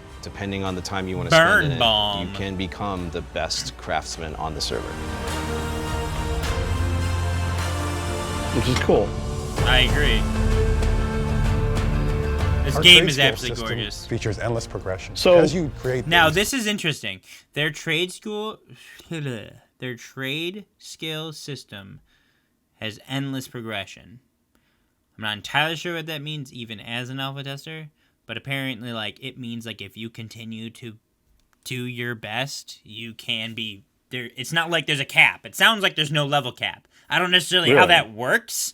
I don't know how that's physically possible. But, I mean, that's what endless means. So, I'm not entirely sure how that's possible. But basically, you could be the best. Maybe eventually there can be multiple bests. There has to be an end. I don't know how there can't be. But I do like it that it's expansive enough that there are clearly better crafters because of the time sink and understanding that they've learned from that time sink. I think that's great. You get experience points that give you levels, and you can level forever. 52. When you He can level forever, see? Trade skill, you'll start as a total novice. Really? You'll begin by crafting the most basic of things. For an armor, I wonder if they're gonna have it'll be something where boots. the effects, For there's a diminishing weaponsmith, it'll be a return basic from iron going so longsword. far. Maybe. As you They're improve, constantly you'll gonna get unlock better more and better, recipes, And the there recipes has will to be begin some to diminishing have returns. I can't higher imagine how there quality wouldn't be. outcomes. In general, Look the at that things armor. you're crafting Ooh, there's an are like- better than they were before. We have a lot of different trade skills: armor smithing, weaponsmithing. Look at all these. cooking, They're all level and 50. a whole Everyone's level bunch more. 50. Let's say you're a level 10 armor smither. You can make an iron breastplate, which is pretty cool. If you're a level That is 40 pretty cool. armor smithing, you can maybe make a steel breastplate. Ooh. Maybe if you're a level 100, you can make a star metal breastplate, which of course requires you to have cooler and better ingredients. This is one of our many progression systems inside of New World.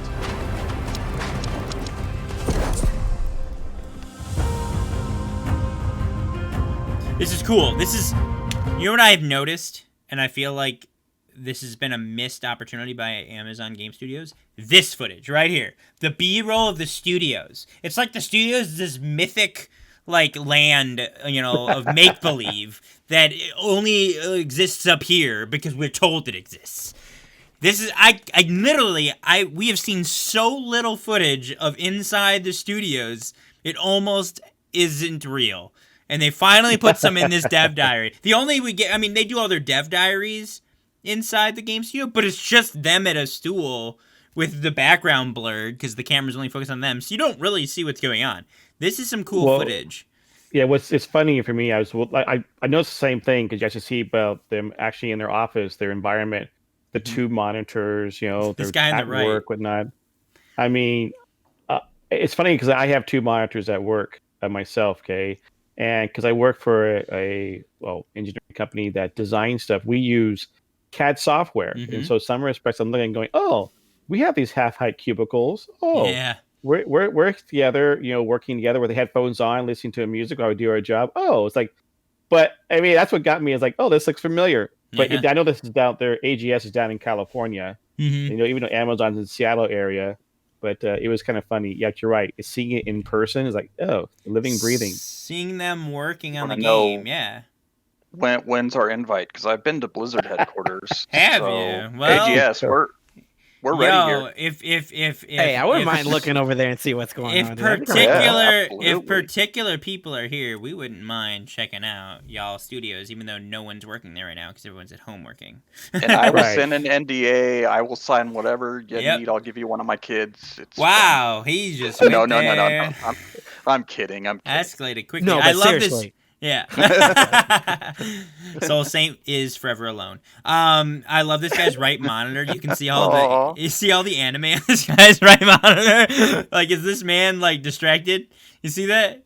There's just a bunch of anime characters. Slipping, man. The dude got caught distracted. And over here you just see like the standard Windows background for the loading screen or the sign-in screen. But then you also see these two giant bottles of what's it called? Forever Alone Gang. What is that called? I mean, the hand sanitizer? Thank you! 2 big bottles of hand sanitizer, and then you got this giant stack of pops. So I see the whiteboards, okay, because I'm sure they're using Agile framework doing their stuff. It's cool. I mean, all the different things that I recognize, even though I'm an engineering company versus a software company, we use the Agile framework also. And it's like, again, it's like a little bit different, but it's like, I wanted to know, do they have free snacks? Okay? Free snacks. Google or Facebook. There's a Psyduck on a Pokeball. I love the pop stack. Like, it's just like these are real people actually working on the game. This needed to happen. Look at this. This needed to happen. There's a little piggy bank. Has been a crazy experience. I want players to tell us about it. Glasses on his desk. I don't think there were shot glasses. They were like they gotta celebrate somehow whenever they have a good release, you know. Well, you know what's funny? My company obviously outlaws alcohol and plant, obviously, but other companies don't. And so I wouldn't be surprised if they have like, hey guys, time for celebration. Experiment with it. You know, create your own specializations, your own play styles. We'll hear about Atari in the Every type of player can find something that they enjoy doing, Really? whether they want to be a crafter or an explorer or a warrior. I love the art style. Graphic. We think of the launch day for New World as day one. We plan Day to one. work with and listen This to is the a big players deal. and just keep growing and growing the game. Day one. There's so much to do in the world, but See, we where's want to all this continue adding B-roll? more and more. We just cannot wait to get everyone in the world playing the game. We need more B-roll, I guess. Show us what the insides of your palace looks like. We want to know. I really like that video because it was a little more. There was a little personal. Like they actually showed us. You go to the Amazon jobs. Apparently, they're either in Irvine or San Diego. They're in Irvine, I believe. Well, they have job locations in San Diego too. Okay, so I don't know what they're both Amazon games. Right, they have multiple studios. Like the one that worked on. There is a bee. What is that climbing up my staff? I need to kill that thing. It does not look like it's nice. Guys, most randomest thing ever, but okay, dude. I've been harassed by bugs constantly on this stream, okay? Guys, boom, that worked? It did not work. There it is. Oh, Google near place in Irvine? They have 2 studios, like one that worked on, where did it just go? Oh gosh. Oh, Crucible? The frick? Yeah, Crucible. Different studio worked on Crucible that's working on New World, but they're both HES. That bug's like, I'm coming to get you. Yeah, where's Bug Bite? I'll get you in your sleep. Where'd it go? Oh, there we go. He's Confirmed. hiding. Kill confirmed. You better stomp. Make sure. I thought about it, but that was a heavy pillow. The bugs of the Midwest attacking Jafar. Bro, you don't even know. I live next to a lake. They're intense. All right, so last but not least is a long video that I might just, because of technical difficulties and a 2-hour show is ridiculous, and I would like to, you know, give these men Technically, chances. we're only 1 hour in because you're starting. Basically? And if you guys are willing to rationalize, I only have a few videos tonight to watch for my video reaction segment. There's only 4 videos. I'm willing to put in the time sink to watch this gameplay because there's a lot in this.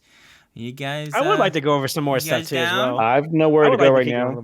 Jaziel, I know that you had a bit of a time. Sun hasn't gone down yet. Oh, that's right. Your son's going to take his room over. What's the ETA on that? Like 25 minutes. We can do that. Let's do it. We've got a time limit, 25 minutes. And while he's pulling that video, the next video up too as well, I think it's important to note that like what they basically clarified in a summary of words is that the crafting system is just going to be as competitive as what you can get from like loot drops, as well as it's diverse in the sense that you're able to expand upon not only just making the item but adding to it, whether that's gems and elemental capabilities to it and things of that sort. And I think that's going to be very interesting because you're going to see a lot of people building to counter against something that they may be going against or having problems with, versus maybe they're trying to create a new element that'll allow them to have that advantage, and I think that's going to be really cool. Truly making a weapon or piece of gear that has and does what you want, compared to like crafting. And I'll always go back to World of Warcraft. You made the Arcanite Reaper, right? You used Arcanite and you made the Arcanite Reaper, and it had fixed stats, and that's the weapon. And there were only so many weapons you could make. Whereas this, it's like, I want my sword to have this perk, and a socket, and you can literally take the recipes you have, and there's this huge litany of outcomes with that one recipe, and there's gonna be a level of skill of people who are a lot better at producing the outcomes people want they're gonna get the customers. Like, people who are looking for a specific weapon with specific perks, again with reputation. I want this. So and so is the best swordsmith, man. He can produce the amount, the weapon you want after so many tries, right? And the less tries, the less mats, the cheaper type of. There's going to be an interesting competition when we see these people who are crazy econ nuts that play these MMOs literally just to make stuff. Hey, man, that's great. There's going to be this cool competition between them who can be the best at it. Like, it's actually a skill. That's kind of mind-boggling to me, because to me it's always just been, give me the stuff, I'll make it for you. What level of craft are you? This level. Oh, you can't make that weapon yet. Bye. You know what I mean? Like, that was all it was. Now I'm in this settlement. Who's can guarantee this outcome for me? You know what I mean? That's nothing I've ever heard before. All right, so this is really quick. This is from Mien MMO. And it's literally just gameplay footage. There's no voice, there's no interview, and it's pretty dope. All right, and the game's art is extremely colorful. Like, wow. And it's gonna lag. So that might be the sign of... Okay, no, we're good. So this dude with his horns. Oh, so we got both people's point of view. Well, that was kind of cool. Look at this dude. This is stuff I haven't seen before. Okay, that's a flamethrower. He's got a flamethrower. He's got a flamethrower. Now you know that exists. But, like, look at this gentleman with the sword and shield, right? when we were watching War before, the dude with swords and shields were like all in plate armor, dude, with like big helmets and stuff. This dude's got a freaking like witch's hat on, right? And he's still got a sword and shield. He looks more like almost like a medium level. Maybe he's got a heavy breastplate, but there's an interesting mixture. He's got a cloak on, a cape on, whereas this dude, this point of view is this guy with these horns and kind of this whole dress outfit almost. Much more of a caster style. It's tailoring your character the way you want to. And the ESO allows you to tailor it too. You can have a mix of the plate to different levels of the armor. If you want health versus stamina versus magicka. Now, what I'm surprised with is I only see this man carrying one weapon. I don't see any other weapons on him. He's got a sword and a shield. But he's... I mean... He's level 60. This guy has 2 weapons. He's got that staff and the hatchet, which is cool looking. It's freaking glowing blue. His staff. So he only has 2 weapons. I wonder why. Maybe they just don't want to carry multiple? Maybe in this scenario, this is what they want to be. Maybe they're trying to save as much space as they can. Weight, or, it matters. That's true. Maybe they really wanted their weight to be low. Here's some... Now, this guy is in a bit heavier armor. Look at that helmet. And he's destroying what looks like corrupted. Star metal vein. I love... Guys, I don't know what it is about this game. This guy's mega heavy. He looks like a knight. Actually, it sounds like a female. One of the most, like, soothing sounds in this game is walking around and hearing the echoes of somebody mining. I don't know why, but the sound in this game is beyond anything I've experienced in a game before. I mean that. Like someone could be so far away and there's this faint echo of it rocking off of cliffs. And I love it. It's so immersive. And when you're mining, you hear it coming, you hear the sound back and forth. This is a lot of PvE, yeah. Yeah, PvE is really... So far, at least so far in this video, we've seen PvE. I don't know if there is PvP. I haven't watched the whole video yet. I kind of wanted to react to it. I'm seeing these guys with pistols and shields, which gives me hope that you'll be able to use more weapons than just a sword with shields. Like, that's kind of cool. These dudes with pistols. Like, that'd be an interesting combo. This guy with a freaking butcher knife. Oh, okay. Get wrecked. Yeah, that dude has a gun with a buckler. Yeah. This guy's rocking a bow. See, now look, he's heavy armored, but he's rocking a bow. Yep. I love that. He's probably not as mobile, though. Well, that's fine. I mean, that's the thing I'm about... just saying, yeah. Well, it's like, again, like ESO reminds me so much of ESO in the fact that my character, I'm a Stam Templar, and I wear a mixture of plate, depending, or all types, right? But also I have a bow. Nice. In case I want to do range pull. I'm melee otherwise. Look at this. That was I like that. You can... So what's funny? Game force you into only one roll. What's funny? I always found this funny. When you enter your inventory, you crouch down and start digging in your bag. Watch this guy. Yeah. Whoop! Like you don't just open your inventory and you keep walking. If you're going in your inventory, you're sitting there. And you watch others. That's what you also like. What's the guy doing over there? Oh, yeah. I see. So, like, if you're out in the world and you're, like, PvP flagged and you need to go in your inventory and someone sees you, and say you're in your inventory for 10, 15 seconds, like, you're vulnerable during that moment. I kind of like that level of realism.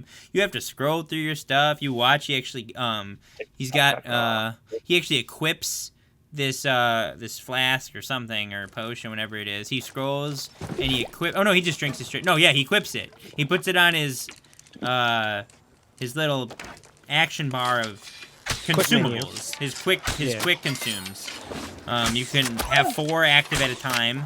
I can assume you can have, obviously. You saw how many he had. He had like freaking 50. There it is. There it is right there. Sold. Did you see that? He was shooting them with the arrow and they weren't responding. It's like, I wish I had that easy where I just shoot someone and they just stay there. Yeah, there is a... Okay, that was a weird use of that attack.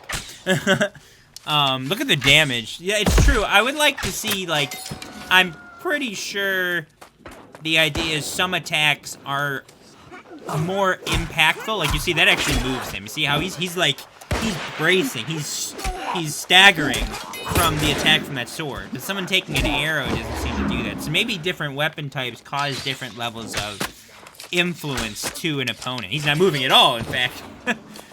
Those were headshots. Yeah. You know, there's supply crates, a lot of supply crates. Everything that we, up to this point, have been able to experience will become null and void once the beta comes out. And so we'll be doing a brand new game in a sense.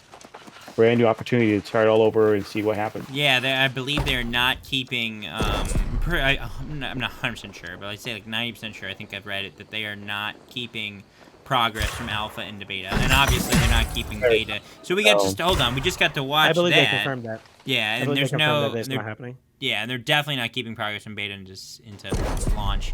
Now look, here's a nice little. He's about to craft a bow, a tier 5 bow, an ironwood bow, and you can see you got ironwood planks, infused leather, which looks kind of neat, infused silk. So you're actually using wood, leather, and silk. Not much leather, not much silk, a lot more wood. And then he can also apply Azoth, which gives you perks. And then you can add a specific. So we're actually going to watch him make something. He makes the primary, 24. He doubles the primary, which he really wants a socket. And then he goes Star Metal Bow. What did that do? Actually, Star Metal Bow Charm. Crafting item with an attunement to bow weapon traits. So it specifically gives a trait, I guess, that actually helps with bow damage or maybe bow abilities. So I don't know if they necessarily confirmed this, but and I don't know if I can't say I've even seen it in the alphas. There are weapon specific and like ability specific traits perks you can get for your weapons. So this is kind of cool. It doesn't specifically say which one, but maybe there's like a pool of 5 different bow traits that you can get. And this is a steel bow charm, which does the same thing. A weak attunement. So there's different levels. There's an orichalcum bow charm. Maybe that's a stronger attunement. He has 20 of those. I don't know why he didn't use that.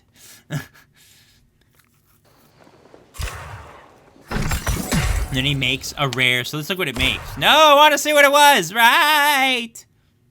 There. Right there. So it made a blue. Oh, you're lying to me. Oh, there we go. All right, so, oh, wow. So check this out. So we had Ironwood Bow, 549 item level. You can see that yellow bar there on the far left. That's kind of the level range that he can produce. So he can produce that's probably like 540 to 660. That's a huge range. Holy crap. So it can land in there. So this is a 2 perk, so it's a rare. He got Ruinous 3, which is a 40% siege damage bonus. So now that bow does a bunch of siege damage, which is interesting. And then Halting Spread Shot 2. So look, that's a boost to an ability. Each hit of Spread Shot reduces the target's movement speed by 8% for 3.5 seconds. Wow, that sounds overpowered, considering I know what that is. So Spread Shot, it's level 2. That's only 2. I believe every perk or most perks have 3. So there's an ability called Spread Shot, and now whenever someone gets hit by this Spread Shot, which I'm assuming, and there's 3, see there's 3 arrows there, the target's movement speed. So say there's multiple targets in front of you and you Spread Shot and hit 3 people, all 3 of those people's movement speed is reduced by 8%. That's freaking cool. So there are, on top of passives within the trees, these are almost like, artifact traits, Soul Saint, right?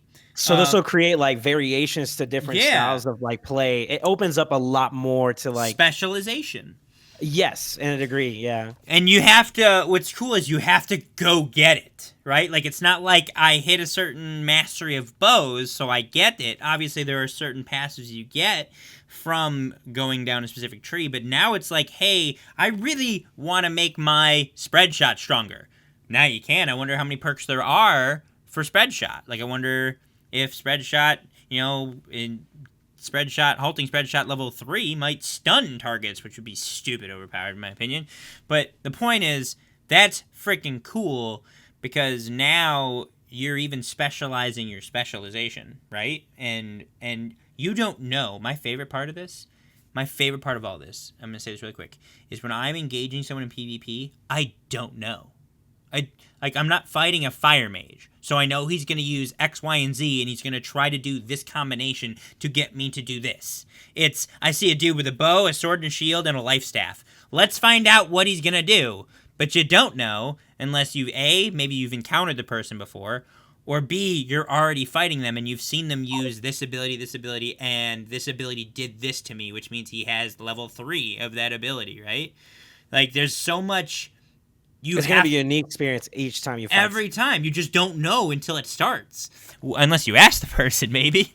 I think that's so exciting for me. Like, I want to be good because I've reacted in a skillful way to the engagement I just experienced. Someone just shot me with a tri-shot. I need to keep my distance because, that's a short-range ability or something, right?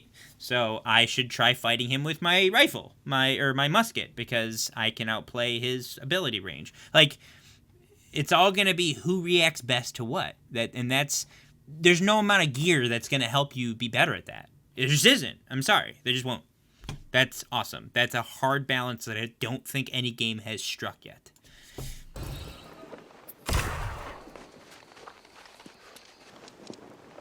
Oh my gosh, Zephyr. Oh, he's doing more crafting. Now he's doing infused silk sage robe. And he's going to do some stuff. Orichalcum Arcanist Charm. Crafting item with a strong attunement to the Arcanist Mastery armor trait. So this is going to make him a stronger Arcanist, which is crafting. So you can actually have crafting-focused gear, which I know, and I'm confirming that now. You can literally have... People are going to have like 4 or 5 sets of gear, because I'm going to go create weapons now, because I'm a really high-skilled weaponsmith. And someone needs me to make them 3 swords. I'm going to go put on my crafting gear. Go ahead and store it. No, they made that about housing, right? So go ahead and put it in your house. Exactly. And you come back later on. There's going to be... I really am confident... I believe them when they say you can be the best crafter on a server. There might be a point, obviously, after so much time where there might be a handful, but like a handful of best crafters is nothing like most MMOs these days. Most people in MMOs, if they even put half the amount of effort into a profession, are typically at the top of the profession, right? It's definitely that way in World of Warcraft. You just need to acquire recipes. Where in this, like, you put the trophies in your house, you have the right pieces of gear that you made, and you tried really hard to make the exact right gear. You want to be the best Arcanist, you had to make so many infused silk sage robes to get Arcanist Mastery 3, and every other piece of gear has Arcanist Mastery 3, which increases minimum Arcanist crafted item quality, meaning that yellow bar goes more that way, or it not shifts, but like it shrinks that way. That just adds another layer of who actually is the better crafter, because you have to craft your way there. And I don't know. I love it. It's gonna be a lot of gear though. You're gonna have so much gear, it's gonna be a bit of a headache, I'm afraid. Look at all the gear these guys in inventory. Storage. Yeah. It just still reminds me of the fact that this is a game that tries to hopefully capture different people's levels of interest. Yeah. Look at the emotes. Oh my goodness. Why are they showing this footage? Look at these guys look great. Oh, they're waving. Dude, that shield looks so cool. I'm not gonna lie, that dude with the feathers looks sick. This guy looks like Gandalf the Grey. That staff is kind of sweet. You know what I don't like? Someone needs to help me understand this. Why do staffs show up on people's backs upside down? You see that? That staff is upside down. Okay, yeah. AGS, if you're watching... It's going to pull like this, right? I know it's not important. I know it's not important, really, in the grand scheme of things. But can you please put the staffs upside right? It looks wonky. Sense. But why? I mean, if you're going to pull it from behind you, you want to grab the bottom so you can immediately point it in the direction you want to do it. Now, if you're going to use a stave as a fighting weapon, like Little John, it's different, okay? But if you're a Gandalf, you're going to go like this and immediately aim it, okay? If you aim it with one hand, I don't know. I mean, I guess, but who cares about how you grab it? I care how it looks, and I'm pretty sure that's how most people. Yeah, really. Why am I even talking? Logical, I mean, Jaziel feels the same way, right, Jaziel? Yeah, well, the way they handle it in ESO is when you go to put it on your back, you kind of you spin it around, and so it does kind of cool, like brrr, like a baton. I like the sound of that. Yeah, it's like a little animation that explains how it ended up upright on your back. But I mean, Ken's right that that's probably the way that in real life, if we had stabs, I can agree. Which I do have a couple in my closet, but I mean, there is a little if you see people pull out the hatchet, and I can confirm this. It's shown, so I can say it. Like you do this little flip with the hatchet. If you flip it real quick, and that's kind of cool. Look at these guys. Some of these creatures look sick. All right, they're killing level 30s. So this tree, I have not seen this. I want to see this tree, really badly. Husva. What did she say? I like also that you actually use your staff to like shoot stuff. In World of Warcraft, your staff sits on your back. It's just there. This one, dude, like, the staff does things. I've always wanted that. I want to shoot stuff from my weapon, dude. And there's the hatchet by the right way, there. See the flip? The flamethrower that we saw earlier, that is super fun. Is it? I'm not gonna lie, it did look pretty nice to see that. Like you're just like blowing fire out of your staff is really cool. I use it as much as possible. Okay. Oh man, they cannot. I've been wanting to share it, but we weren't allowed to. So yeah, there it is. That is in there. Ooh, these guys light themselves on fire. You missed it. They did it earlier. They light this explosive on their back on fire. Harry Potter's useless without his wand, right? Exactly, Diggity. Thank you. The wand doesn't necessarily improve his power. He needs the wand to use his power at all. Thank you, new Diggity. Look at that spin attack. Those guys are something. Or was that like AoE effect that was like placed on the ground under, like a hill? It's a spin. It's Bone Storm, dude. It's spin to win. No, I'm talking about what the mage right there is doing right now. Is that like a healing area he's like creating for? That circle? I don't know if they've talked about it, so I'm not going to disclose. Okay. Yeah. It looked like it was healing. But look at this, or that or like a protection ring is what I think it is personally. Yeah. But anointed what? Sorrowgeist. That dude's purple. Now, look at the guy who's got the life staff upside down on his back. I think it looks dumb. I think the life staff looks cool. I don't think it looks good upside down. Sue me. Look at that chest. Supplies stockpile. Let's see what kind of gear he gets. Anything? No, but a bunch of stuff. Bunch of mats. Water essence. I know what that is. Hello, Jazoom. Welcome. I'm wondering what that plus damage is. I'm pretty sure that's elemental. Like it's tacked on. That's your son? Is it time? Yeah. Is it time? I don't know. He's sitting here staring at me, so. This is over in 2 minutes. We will quickly. I love that jump back shot. We will you guys don't like the upside down staff. I'm like. You do? I like the yes, because it looks cool. I don't know. Like, it looks more realistic, and because you can see it. I mean, you're up in the air, you probably can see it, but you're not. I don't know. If Ken likes it, they've got a fan. Look at this dude's 500 tracking and skinning. 500. Did you see that? Yeah. Well, this dude's got an epic gun. His gun's or not epic. It's a legendary. This dude's got a legendary musket. How much damage does it do? That did about 1,400, which isn't much because we've seen people do. Oh, he's not even level 60. How does he have a legendary? He's not level 60. They must have allowed these players to make a video. You notice one thing you don't see. You don't see the watermark. That's true. You don't. And I'm wondering if because they've like achieved a certain level of like competency at the alpha, and they're like, "Hey guys, you want to make a video on this stuff?" Yeah. Or they're in-house testers, because you know they have in-house testers. Or in-house, yeah. We said it's a German site, so let's say the European testers, I guess, right? True. I'm not sure. That's a good point, though. In-house testers, good point. Because this is the most just kind of raw, besides the war, which isn't raw footage. It's I mean, this is edited, it's cutted, but like this guy, I love this, Pastor Walsh. Never mind. You respawn at a spot we want to go to. Pastor Walsh inside a church. I don't know what happened to Pastor Walsh, but he's angry. He looks dope, dude. Now, they kill him easily, but that's because he's like level corrupted. 35. They're level 58 and 60, and that guy was like level 35. So I understand why he was easier. What happens if you die in this game? You respawn. I don't think there's any negative repercussions from my understanding. There's a time sink, but there's no corpse walking. Like, you don't walk back to your dead body. You respawn.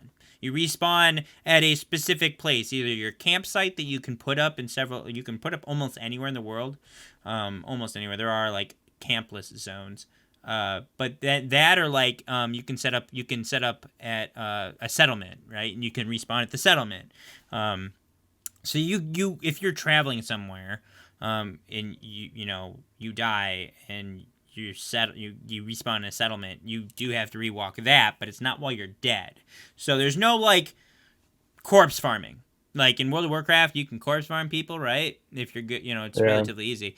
Not in this game. Thank God. I think a respawn system still does the time punishment, but it makes you much more difficult to corpse farm, which I think is I think that's a great way of doing that. Corpse farming can get very toxic and sucky. It can. I don't believe there's any huge negative repercussion, but yeah. So at the moment, it's time. There's no loot drop or anything from PvP. You lose your, if I recall, you lose your gear on the ground. You used to.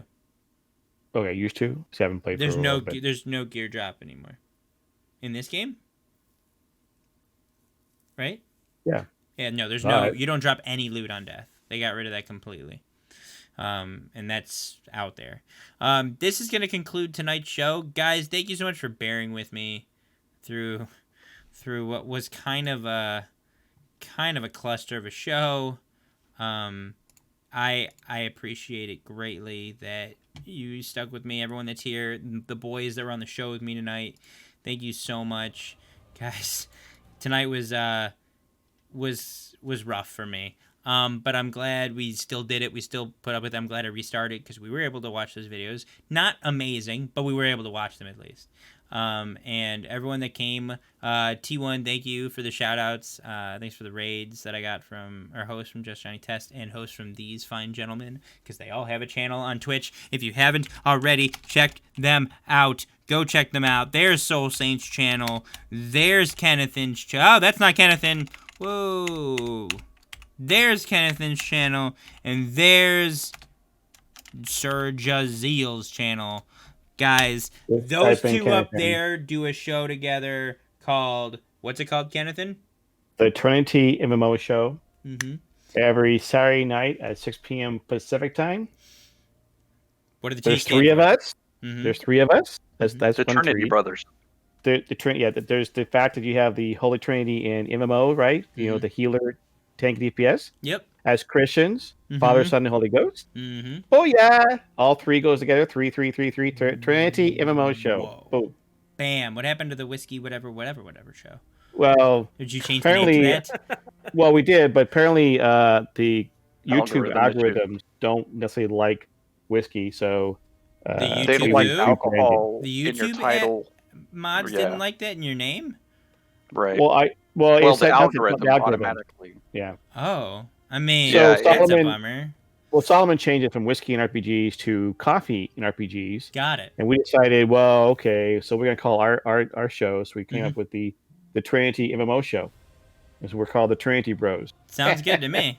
Thank you, Ryan, 5 for following all of them. They're wonderful guys. And Soul Saint, we'll be seeing more of him soon, I hope, with this show and with Hideout. Really quick before we go, guys, we do have a company already created for when this game launches, and we'll probably be doing quite a bit in beta.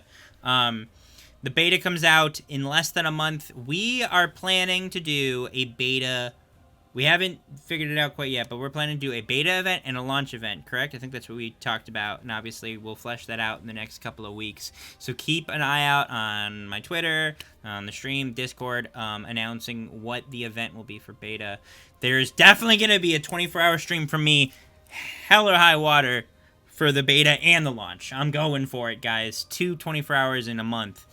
Beta and launch. I'll probably be going live several hours before they're open because waiting rooms are all the rage, right? The hype is real. The hype is real here. And if you guys are looking for a home, if you're looking for a company that's ready to take over Eternum, take the land for the Lord, for whatever, for yourselves, I mean, I don't know, whatever your cause is. Well, that's what the Covenant pretty much are like that, for the Lord, whereas the Marauders are for yourselves because it's whoever has, and the Syndicate are for knowledge, right? So we're gonna feet on the shores of Eternum come beta, ready to take the land for us. And if you want that, you guys go ahead and hit that Discord link. We are an open, family friendly, everybody can join company that has some big goals and vision. So please come join us. Guys, I want to say thank you one more time for sticking with me. You guys are great, all the three of you. Thank you for kind of running the show when I was literally like over here like trying to fix everything. That was really a hard moment for me, but you guys made it a lot easier. So I bid you all farewell. Ladies and gentlemen, this has been a Whole New World podcast. Peace out. Clip. All right, buddy. Guys, you have a great night. Thank you so much. Thank you. Tonight was really awesome. Pleasure to be here, man. Tonight was rough for me. My gosh. Oh my gosh, Jazoom thought it said a-hole, but it said a whole new world. He just spelled whole without a W. Guys, yeah, no, that's funny. I allowed it because that's not what he meant. Oops. Yeah, that's funny. This was rough, guys. Thank you so much for everyone that stayed and watched. You guys can go. Jaziel, go be with your son. Thank you for sticking as late as you could. I'm sorry the show ran as late as it did. I just wanted to get it in. I know I need to work on being efficient. Everyone that followed, I hope to see you again in 2 weeks for our next episode. We do them every 2 weeks. They aren't this cringy. I promise. This is the first time it's been this bad. I actually enjoyed myself, all things considered, man. I think we had a really good time talking about. It felt like everybody contributed to something too, which is really cool. Mm-hmm. We had some good conversations. I liked it. I enjoyed it. I still had a good time. I was just massively stressed out. All right, guys, I'm gonna put up an ad. I did end up eating dinner while the show was going. I know I'm very much against that, but I hadn't eaten in hours and I needed to do it. But I'm gonna put up be right back. I'm gonna do a 30-minute ad so I can go to the bathroom and get my videos reactions ready, guys. Please stick around every Sunday night, whether it's a podcast night or not. I'm actually gonna go full screen. See you guys. Bye. Peace out. Take care. Bye. See you guys. I love you nice all. See you later. I do me cringy? No, never, Jaziel. Never. I'm the cringy one. Trust me. I bring the cringe. Every Sunday night, whether it's a podcast night or not, I watch videos that my community has submitted throughout the week. So reaction videos Sunday, I will be reacting to I think 4 videos tonight. Chaos is texting me or messaging me, which yours is the 4th video, Chaos, because I think there's only 3 submitted in the Discord. I think if there's 4 in the Discord, I have 5 videos, and then of course I get to choose my own. Also, if you haven't seen, A Whole New World podcast episode 6 is now live on YouTube, guys. It's actually posted in the Twitch channel called YouTube. But if you haven't yet, go check out my YouTube. That's my YouTube right there. Go ahead, hit that link, subscribe, bell, that stuff. I post all of the Whole New World podcasts there in case you missed them. And I appreciate your support. Yeah. So let's just read chat real quick. Some things I wanted to respond to really quick. Everyone that came from T1's channel, thank you guys so much. You guys are amazing. I'm going to do some shout outs really quick. Q80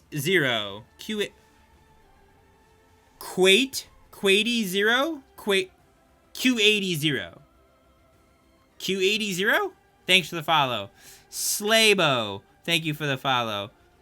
Mystically, I thought you were already following, to be completely honest. But thank you for the follow. Ascended Knight salute, my friend. Thank you guys for those hosts. New Diggity, thank you for the follow. T1 Biz, thank you for the tier 1 sub. You beast. You, sir, are a diamond in the rough. Can we get some diamonds in the chat for him subbing 2 hours ago? I said a goo, so what? QCA Brutus, thank you for the follow. Iron Bondy 777, great numbers. Thanks for the follow. D1 Biz, thank you for the follow. Those happened while he was live because he was shouting me out like an absolute beast. Who shouts out other people like that? I was just in his chat and he was like, "Yo, go check out this guy. Y'all should go check him out. He is a solid